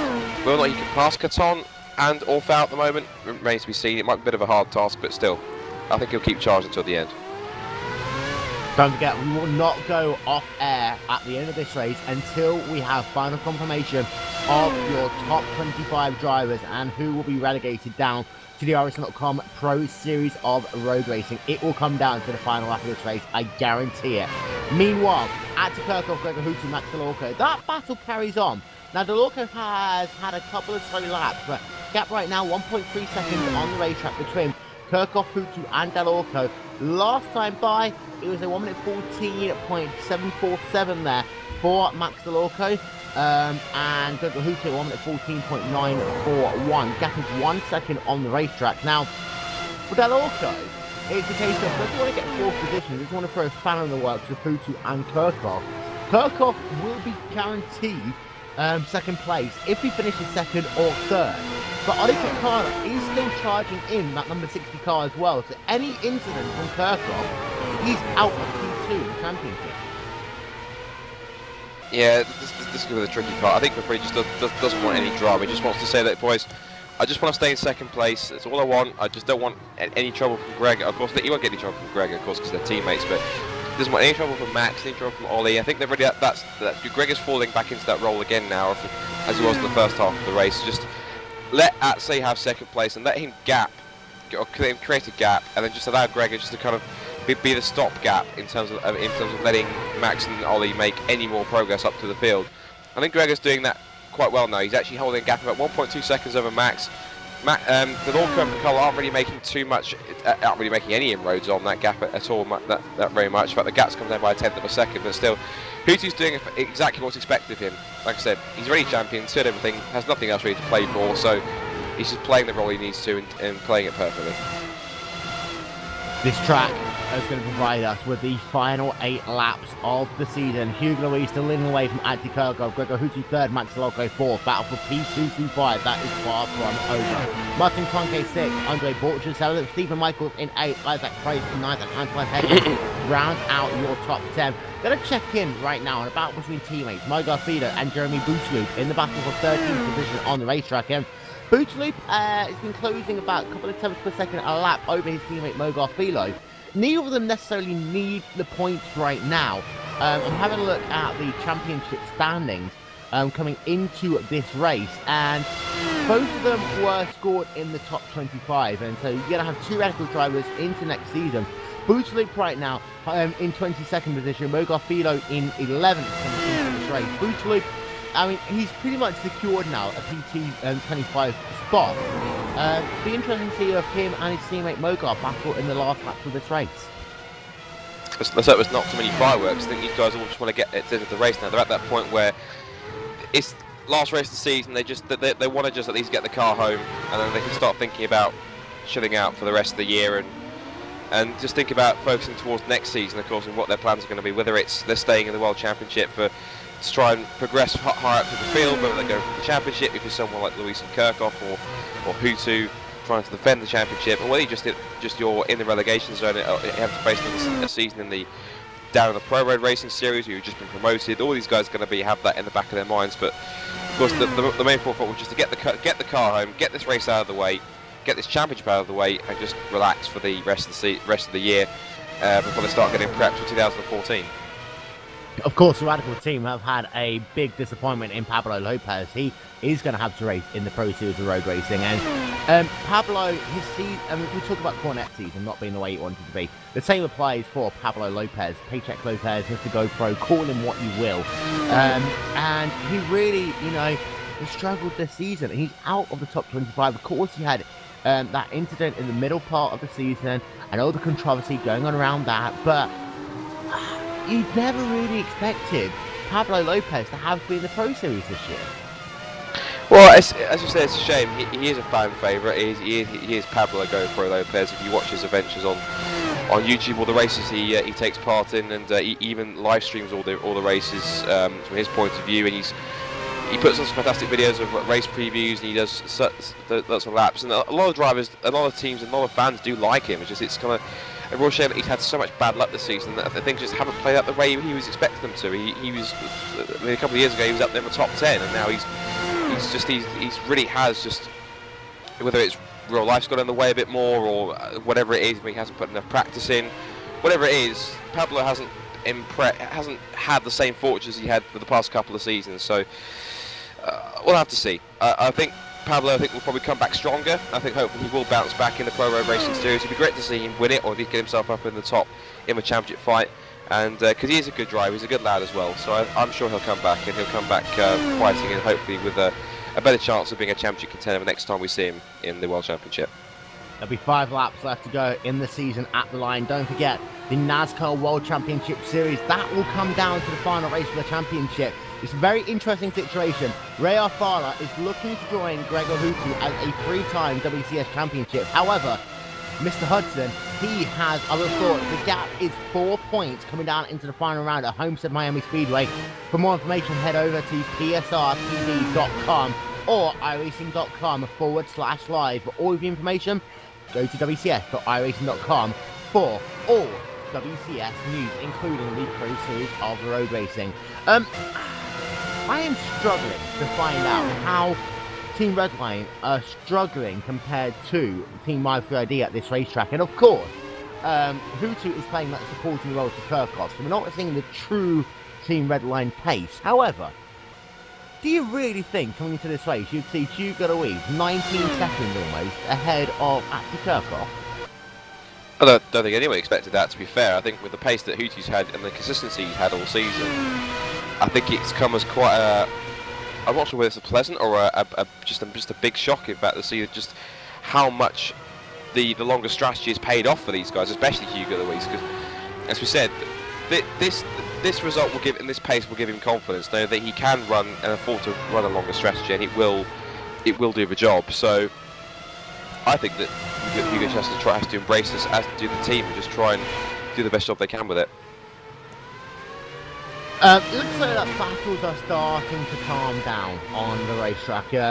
Oli Picard is now 1.1 second behind Max Lorca. He's not been able to make any real inroads, but Max Lorca has closed up to the rear of Gregor Houtu, so that battle continues. Lorca goes wide there. The second chicane, that cost him a couple of tenths of a second on the racetrack, as we have got ourselves 4 laps left to go at the line. Andre Borcher, Stephen Michaels. Now that battle is one which will go down to the wire. Michaels last time by just 1/10 of a second slower than Andre Borcher. And Isaac Price is kind of falling out of the picture right now. I think right there for Price, the fatigue is starting to kick in. And that's going to be one of the things for the pro drivers to deal with. The fatigue of racing full race distances compared to the 70% distances that they race in the iRacing A-Class series. And I talked to a lot of endurance racers about this, when they have to go from racing, 90-minute races to 2-hour races. That last 30% really is a killer for these drivers. I think it's just something that you have to adapt to. That you see it in real endurance racing. You see kind of Formula 1 drivers, or those who are more used to racing sprint format events and that kind of thing, that they go into endurance race where they have to do a long stint, they have to do an hour and a half, 2 hours, 3 hours. It's just something that your body and your mindset has to get used to. You have to adapt to it, and I think that some drivers do adapt it better than others, and adapt it quicker better than others. And it's amazing. You see some drivers who have maybe they've raced in Formula 1 all their whole career, they've raced in single seaters and that kind of racing. They head into an endurance car. So let's, for example, let's say, take for example, like we have the Neo Endurance series here. recently with the Riley and the McLaren.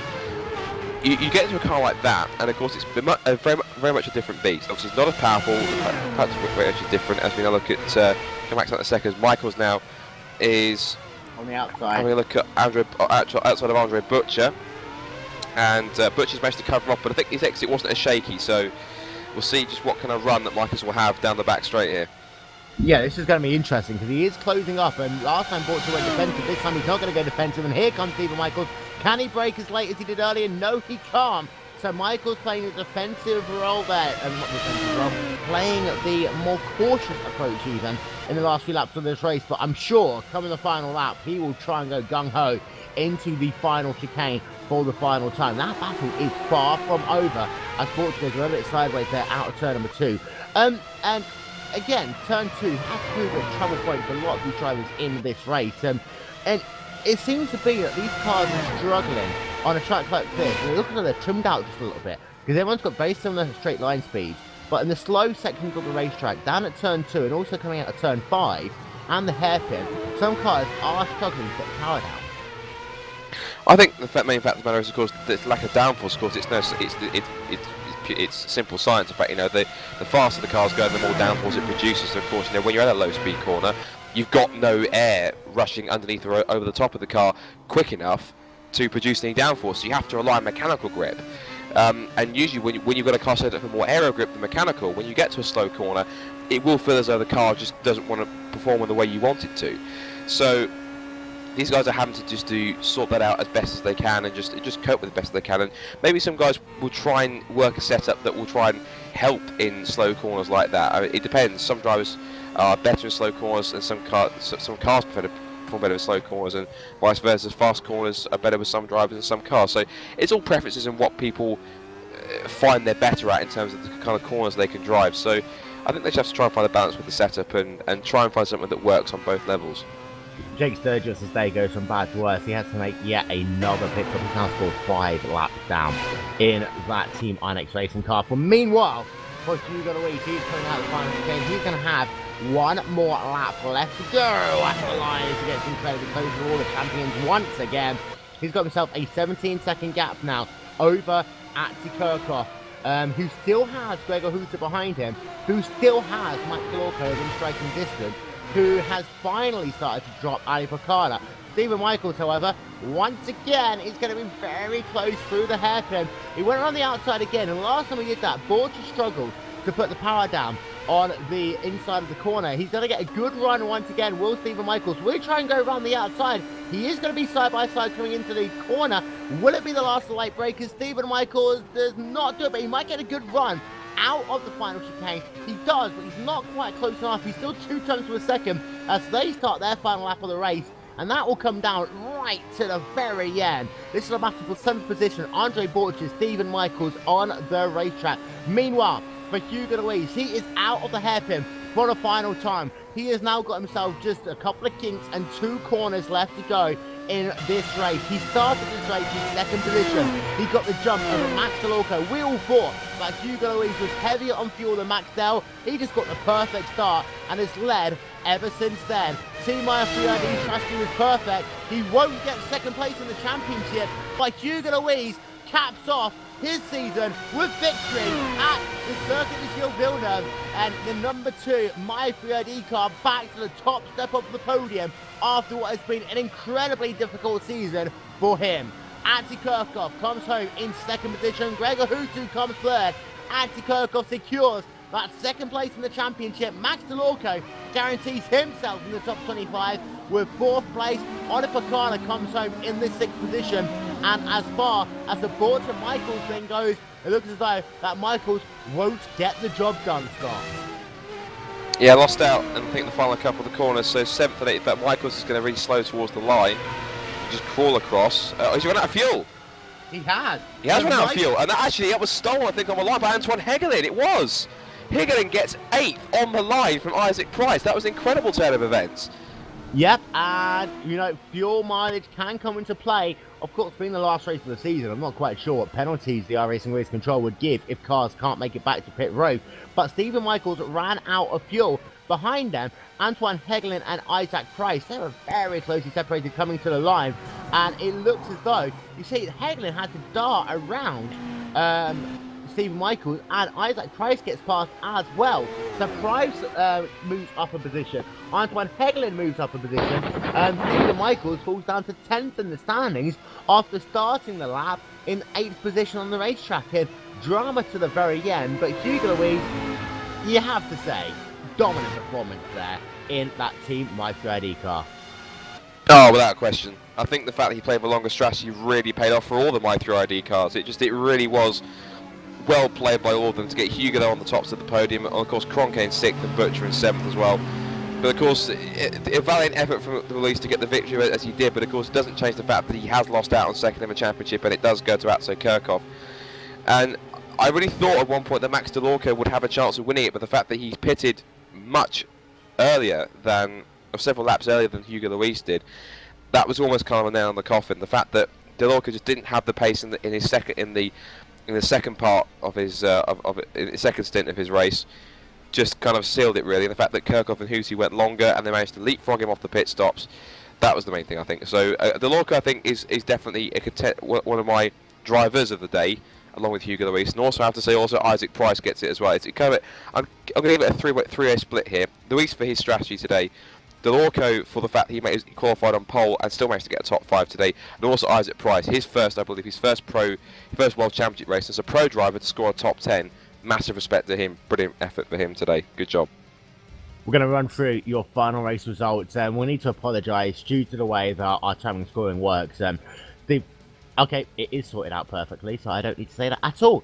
Hugo Louise takes victory in a time of 1 hour 28 minutes there by 15 seconds over Atzi Kirchhoff. Gregor Hootu third, 16 seconds behind your race leader. Max Delorco in 4th, a stunning job by him in the number 52 machine. Oli Picard in 5th, Martin Kroenke 6th, Andre Borch in 7th. Antoine Hegelin gets 8th position on the final run to the start-finish line. Isaac Price comes home 9th. Stephen Michaels drops 2 positions coming out of the final corner on the run to the stripe. David Corps in 11th, Ilka Hapala 12th, Mogar Philo 13th, Jeremy Booterloop in 14th, Alex Simpson in the 15th position, the last guy scored on the lead lap. Matthias Egger in 16th, Dion Burgess 17th, Martin Patella 18th, Simon Kittel 19th, and rounding out your top 20, Wes Richards. Anyway, moving on quickly as the rest of the results comes up on your screen. We've got plenty more to talk about. We will not go off air until we have your final top 25 classification, which will be coming your way in a little over 5 minutes time. We also get interviews from a couple of drivers as we head over to the GlacierTV post-race show. We'll be right back in a minute.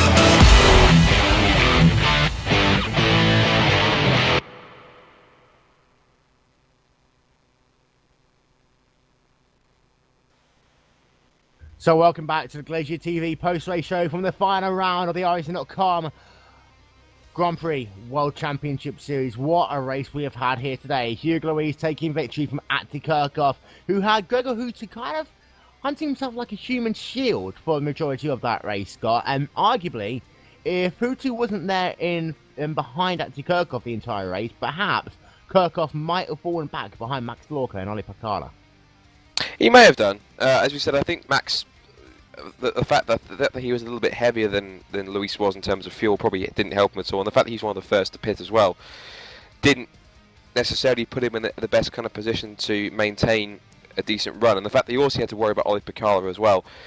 But I think that even so, I think Max didn't seem to have enough outright pace in the second part of the race after his pit stop to really push on and make it happen. So I don't know. I think it was partially kind of Hutu just allowing Kirchhoff to run away, and partially the fact that Delorco just kind of fell away and wasn't as quick as he had been in the opening stint. Maybe that was just the fact that Max didn't have Hugo Luis as a target in front because he saw that Hugo was up the road.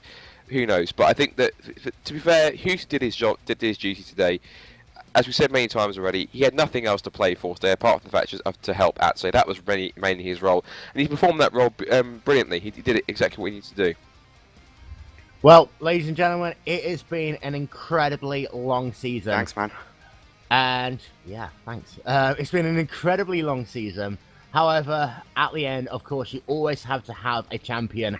At the start of the season, you had Gregor Hutu and Hugo Luis very closely matched. In fact, after the first 4 rounds, Hutu and Luis were equal on points, and it all came down to the middle part of the season. Hugo Luis had some incidents with his teammate Martin Kroenke. Gregor Hutu, flawless, as he's always been in the mid part of the season, wrapped up the championship with 2 rounds left to go, and he's here with us right now. Gregor Hutu, you are a 3-time Iris.com World Championship Series champion. Congratulations. Thank you. Why have I got a feeling we're going to have a proper finish interview here? You're a 3-time champion. It's been, I mean, the start of the season, let's be honest, was probably one of the toughest you've ever had. Coming out of round number 4, you and Luis equal on points, and it looks as though we're setting ourselves up for a great campaign. But the middle part, while Luis had bad luck, you just did what you've done for the past 3 years and just, you know, pushed relentlessly, getting victory after victory. Yeah, I think it was a really consistent season for me. Every race in the top 3, I think. So, and I was able to win a few races during the second half or first half of the season. So, I think the last few races before the break were the kind of the deciding moment of the season. So yeah, just really consistent most of all. Now, we'll talk about the race here today. And of course, you'd already won the championship. And you'd already done everything you needed to do. But 7th place in qualifying, that equals your worst qualifying in WCS history. What went wrong in qualifying? I just messed up pretty much every lap, and then just had to do a safe lap on the last try. So I almost went into the wall on that lap as well. So it was, yeah, just a crap lap, and yeah, definitely the worst qualifying this season for me.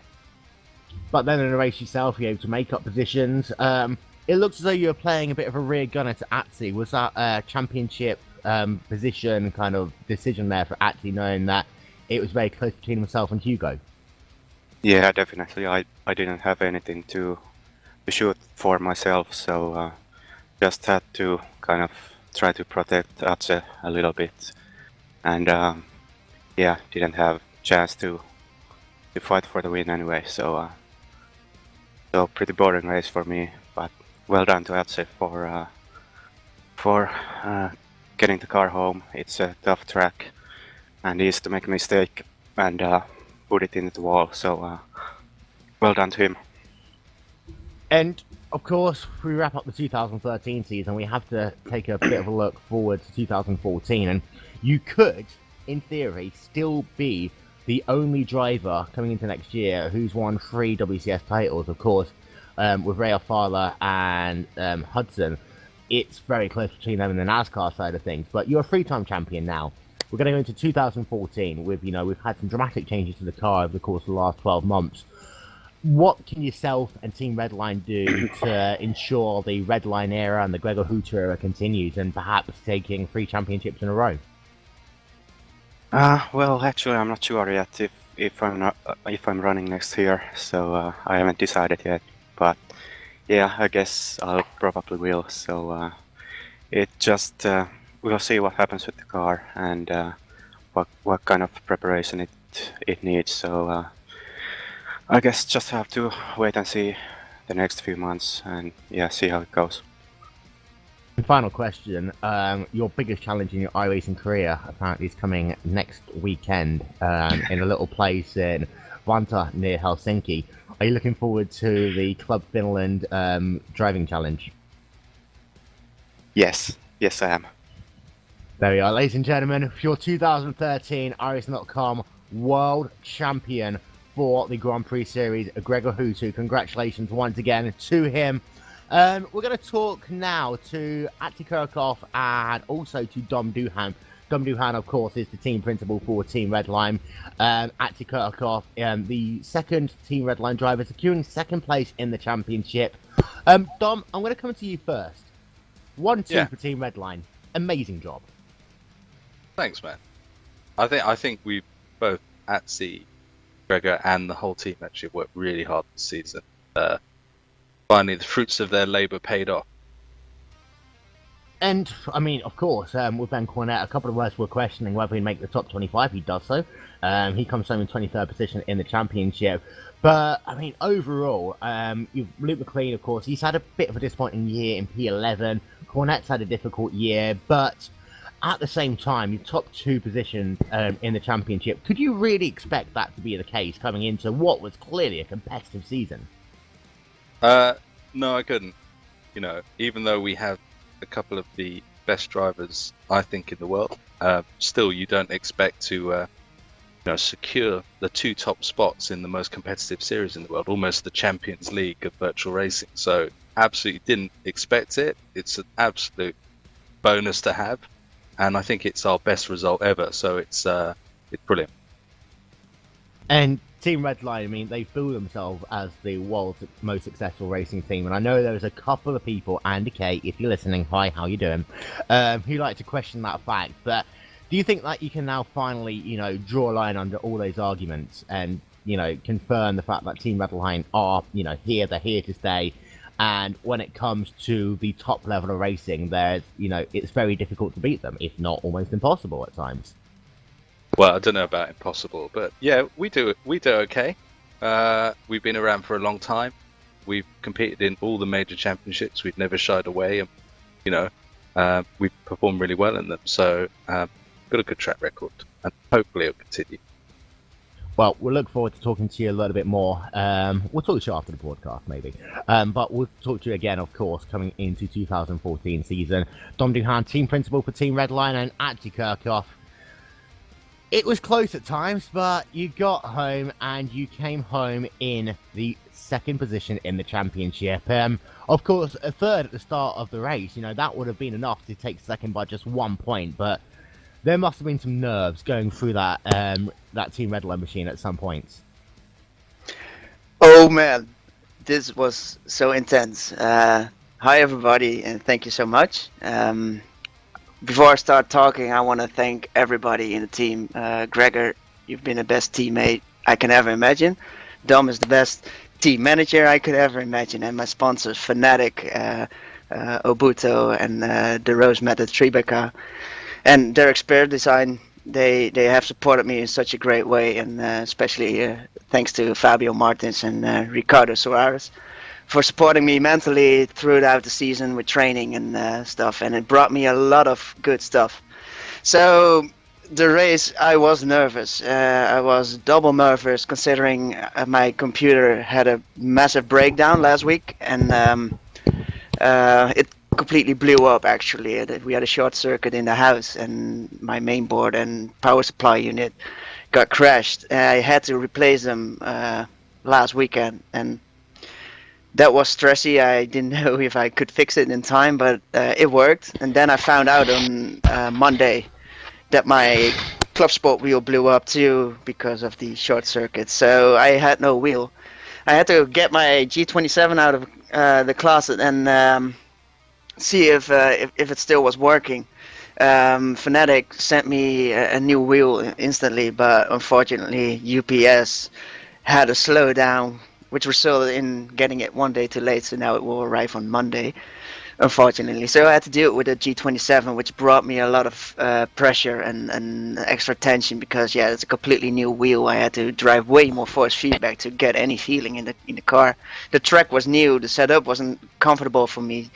So Yeah, qualification I was P3, I believe, or P4, and I had a great start, and I filled up the tank pretty good, and I just didn't want to take any risk all race long. I saw Gregor behind me coming up. We both had a terrible qualification. Actually, we could have done much better, but yeah, we made it a bit hard on ourselves. And after that, it was just driving, and I was so scared to hit any curbstone or hit any wall. And you know, one yeah, wrong angle on the curbstone, and you drive into the wall, and you have a bent car. So I couldn't afford any of those risks. So that's why I drove most of the times, even half a second above my normal pace, just to make sure I didn't make any mistake. And Gregor was behind me. He was a great buffer, and yeah, he took care of me this race, and I'm really grateful for that. And well, Hugo was flying. There was no holding him. So congratulations to Hugo. But I'm really happy with P2 in overall. By the way, very quickly, you forgot to say thank you to OKYo. Very do that if I you very quickly. I'm sorry. OKYo, you've been a great sponsor.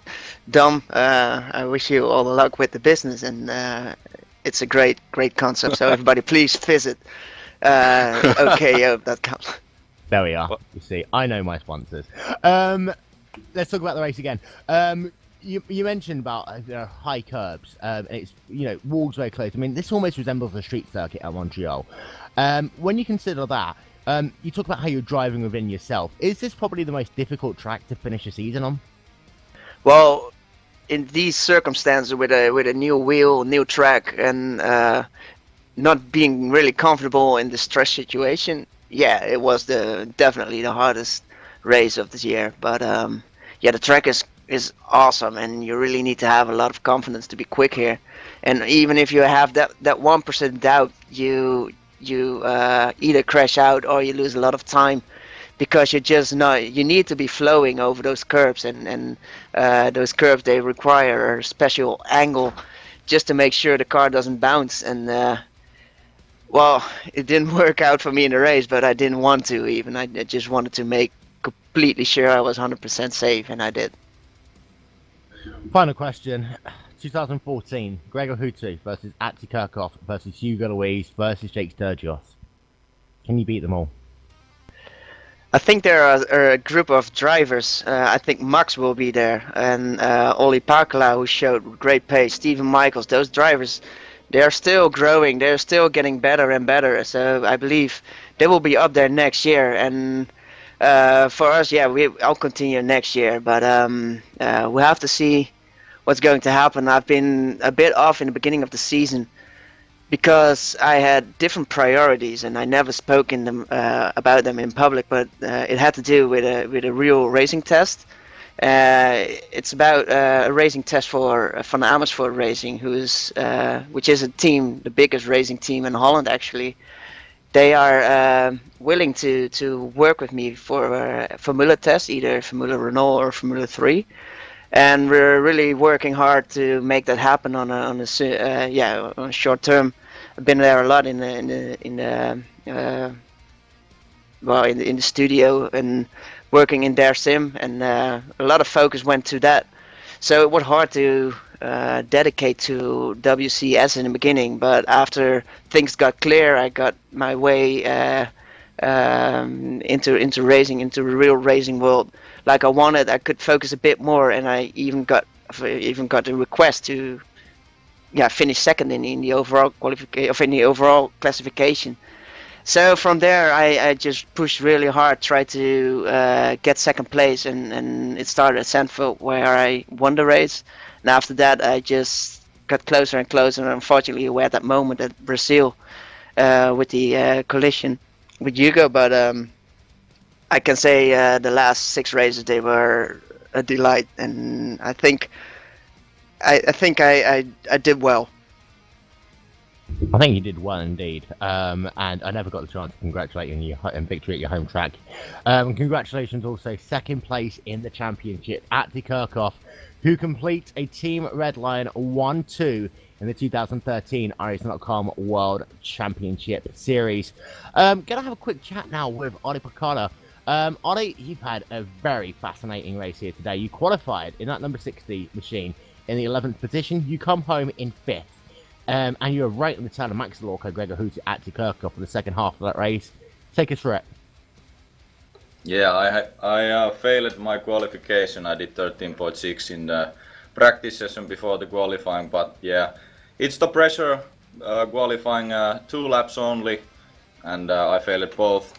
Started P11. I got pretty good start. I got few positions in the start, and I got very much lighter car than other ones in the top 10. So that's why I was very quick with the car.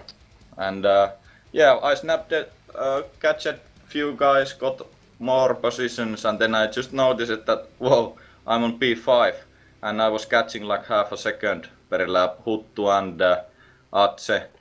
I was just enjoying. I had few moments with Steppen. I almost crashed with him because I tried to overtake and got a little bit wide in the braking. And yeah, good race. Very hard to overtake in here. And you can't say this often, so I will say this, that I got stuck behind the red line cars pretty much. So that lost me maybe the podium finish. Just joking, but yeah. Awesome race. I loved racing here. Very difficult and demanding track and race. Well, that number 60 car has been on fire this season, of course, graduating from the iRacing.com Pro Series of Road Racing. Atsi Kirkhoff sang your dues a little bit earlier, saying that you'll be a big force next year. Let's look forward to 2014. What are you expecting to do in your car over the course of the next 12 months before I talk to you, hopefully, at the end of NUC season in, Yeah, you will see in a few days what will happen for me in the future, but I will expect even better pace when I'm pretty new after all in this simulator, and I've been getting my pace. I'm building up my pace for 1 year now, so I hope I will win the Pro Series and fight with the best in WCS, and hope to win that also. That's my only objective in for next 12 months. Well done, P5 in today's race. A great race by you. Right there behind Max Lorco, Gregor Hootu, and Atsi Kirkhoff. And Scott, I think Atsi hit the nail on the head there. I mean, I mentioned 4 drivers: Hugo Louise, Atsi Kirkhoff, Gregor Hootu, and also Jake Sturgios as contenders for next year. But let's think about realities. You got people like Max Lorco, you got people like Stephen Michaels, Martin Kroenke, who's had a difficult season, having to take part of it off. You also have people like Oli Pacala, Andre Borcher, and potentially a couple of other drivers who make their way through the Pro Series. We leave this season with, only 4 drivers scoring a victory? But next year, my God, it's going to be competitive. I think you can definitely say that again. I think, obviously, for myself, I've only been involved commentating in this championship for 4 races, so of course I can't say I've had the full length to see exactly who's been the most competitive over the season. But of course the championship doesn't lie the fact Gregor Hootu's taken it. Atsi Kirkhoff came on very strong in the second half of the season, took himself a win at his home Grand Prix at Zandvoort. Hugo Louise pushed on, but he just couldn't get the consistency that Hootu could. And I think definitely next year's championship is going to be sensational. The fact we're going to see whoever's coming up from the Pro Road Racing Series, we're going to get, as we said, people like Del Orco and Pacala, who had a fantastic drive today, and others coming through. Martin Kroenke, of course, Jake Sturge also being there as well. Luke McLean, we can't forget him as well. He's a decent driver too. Those kind of drivers coming through, and I think it's going to be a fantastic spectacle. Hopefully I'll be around to see it and to be able to put my voice towards it. If that's the case, then fantastic. If not, I wish everyone in the 2014 season the best of luck. But yeah, hopefully next season should be a fantastic spectacle for everyone to watch. We're going to run through your final championship standings, and we know the top driver, Gregor Hootu, 675 points. Atsi Kirkhoff, second, 520 points, finishing 16 points ahead of Hugo Louise. Jake Sturgios, fourth. Martin Kroenke, fifth. Fulvio Barazzini, sixth. Stephen Michaels in seventh. Martin Patella in eighth. Andre Borcher in ninth, and Mo Garfido rounds out your top 10. The other drivers who make the top 25, Luke McLean, Ilka Hapala, Jason Lovat, Yunan Arumi, Max Delorco, Matis Egger, Enzo Benito, Dion Vergers, Jeremy Boutaloop, Simon Cattell, Yoni Tamara, Miguel Martin, Ben Cornett, Timo Ivernen, and Marcus Caton. The gap between P25 and P26 actually was a lot bigger at the end of the race, as losing out Daniel Lopez, Paul Ilbrink, and Christian Lorenz. I normally ask for a driver of the race. Give me your driver of the season, Scott. Driver of the season? Again, a little bit difficult for me to say because I've only commentated for 4 races, but I think in many ways you can't really look past someone like Gregor Husi, to be honest. He's been very dominant and got the job done. I think Atsu Kirkov has definitely impressed me. He's someone that I know I've known from other sim racing leagues as well. Obviously, I'm not going to mention names, but I know he's a very capable driver, and I think the fact that he's doing the work on the sims with a real racing team, I think he's only going to make him stronger for next season. I think I'm really excited to see how he's going to get on against the likes of Hutu and Luis. I think it's a split. I think for me, I can't really give. I think Hutu for his definitive performance of winning the championship, and Kirkov for his level of improvement, and he's really stepped up his game now that he's teammate to Hutu. He's not only learning from a world champion, effectively one of, if not the fastest sim racer in the world, but he's also learning from a real racing team as well. So you can't really. I think with that kind of combination, I think he's a dark horse for the championship next year. Drive the race, by the way, for Yoni, that goes to Oliver Carla. I think I agree with him on that. So there we are. Driver of the season for Yoni is Stephen Michaels, and you split your vote. I'm going to split my vote as well between Atsu Kirkov and Stephen Michaels. But Atsu Kirkov, in my opinion, he's been there and he has beaten Hugo Luis in the championship. And let's not forget, he's given Hutu a couple of headaches this season as well. For any driver to do that has been, it's astounding to do. I think Atsu Kirkov next year, he's a real championship contender. Stephen Michaels, I wrote him off. In fact, I remember after our first broadcast this year, he complained about the fact he wasn't getting any airtime. And I think that drove him in many ways. I mean, he's had a great season. I mean, of course, he switched teams to Twister Racing, and he's really been one of the standout guys this entire season. If you have a look at his start record, he's had 4 top 5s, and he's pretty much finished every single race that he's entered as well. Led laps, and overall, he's had a good season, so I'm going to split mine between Stephen Michaels and Atsu Kirkov, which means overall for GlacierTV, Stephen Michaels, congratulations, you are the GlacierTV Driver of the Year. And that is, unfortunately, it for the season. And I always think, how am I going to do this? But eventually I just start rambling. I would like to thank a lot of people. First of all, I'd like to thank iRacing. I'd like to thank Shannon Whitmore. I'd like to thank Sean Siff. I'd like to thank Eric Hudek. I'd like to thank Tony Gardner, Dave Camera, and everyone over at iRacing for once again producing one of the greatest series in the world for sim racing. Specifically to Eric Hudek for the work he did mid-season, pushing out the NTM V5 on the Williams, which created a great part of racing for the last part of the season. I'd like to thank our friends over at iRacing Brazil, who have done a sterling job. They've often gone unmentioned on GlacierTV broadcasts, but they've added a complete new dimension to the WCS for this year. And I hope that those guys continue over to 2014 because they really have done a great job of providing not only coverage of the Road WCS, but also the NASCAR WCS as well. Thanks to PSR TV for broadcasting the first couple of races of the year. Don't forget, PSR TV will bring you the final round of the NASCAR World Championship Series. And you talk about close finishes, those guys have it. The final round of the championship will be the championship round, and it is going to be between 2 perhaps of the greatest drivers to race this year. You have got Ray Afala, of course, he's looking to become a 3-time champion, but then you have the new protagonist in Tyler Hudson, who is 4 points back going into the final round, so check that race out as well. I'd like to thank all the guys who've been involved this year. First of all, to Scott, to Paul Jenkins. I know he's had a difficult year. Paul, I hope you pull through. Also to Marius Gonenbeck, to Ben Rothberg, to Dan Blake, to Rob Cuss, who's all been a part of it this season. I've got to reserve my biggest thanks, of course, to Yoni, who I've got to thank Gianno as well. But without Yoni, you wouldn't have a broadcast every 2 weeks. I wouldn't be doing this job. None of us would be doing this job. And, Yoni, cheers. Thank you.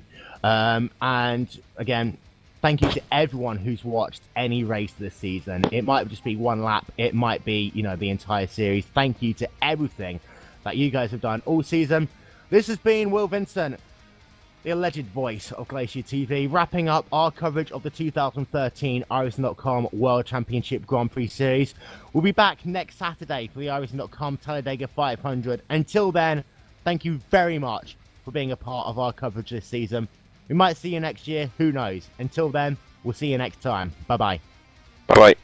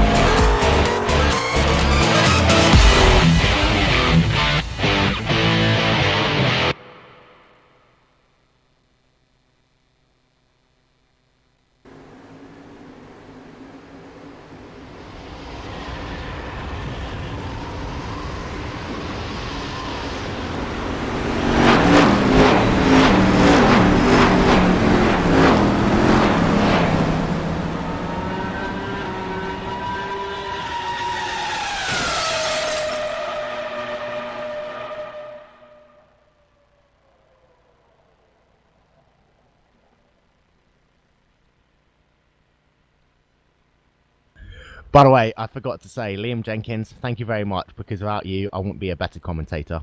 See you later. Bye!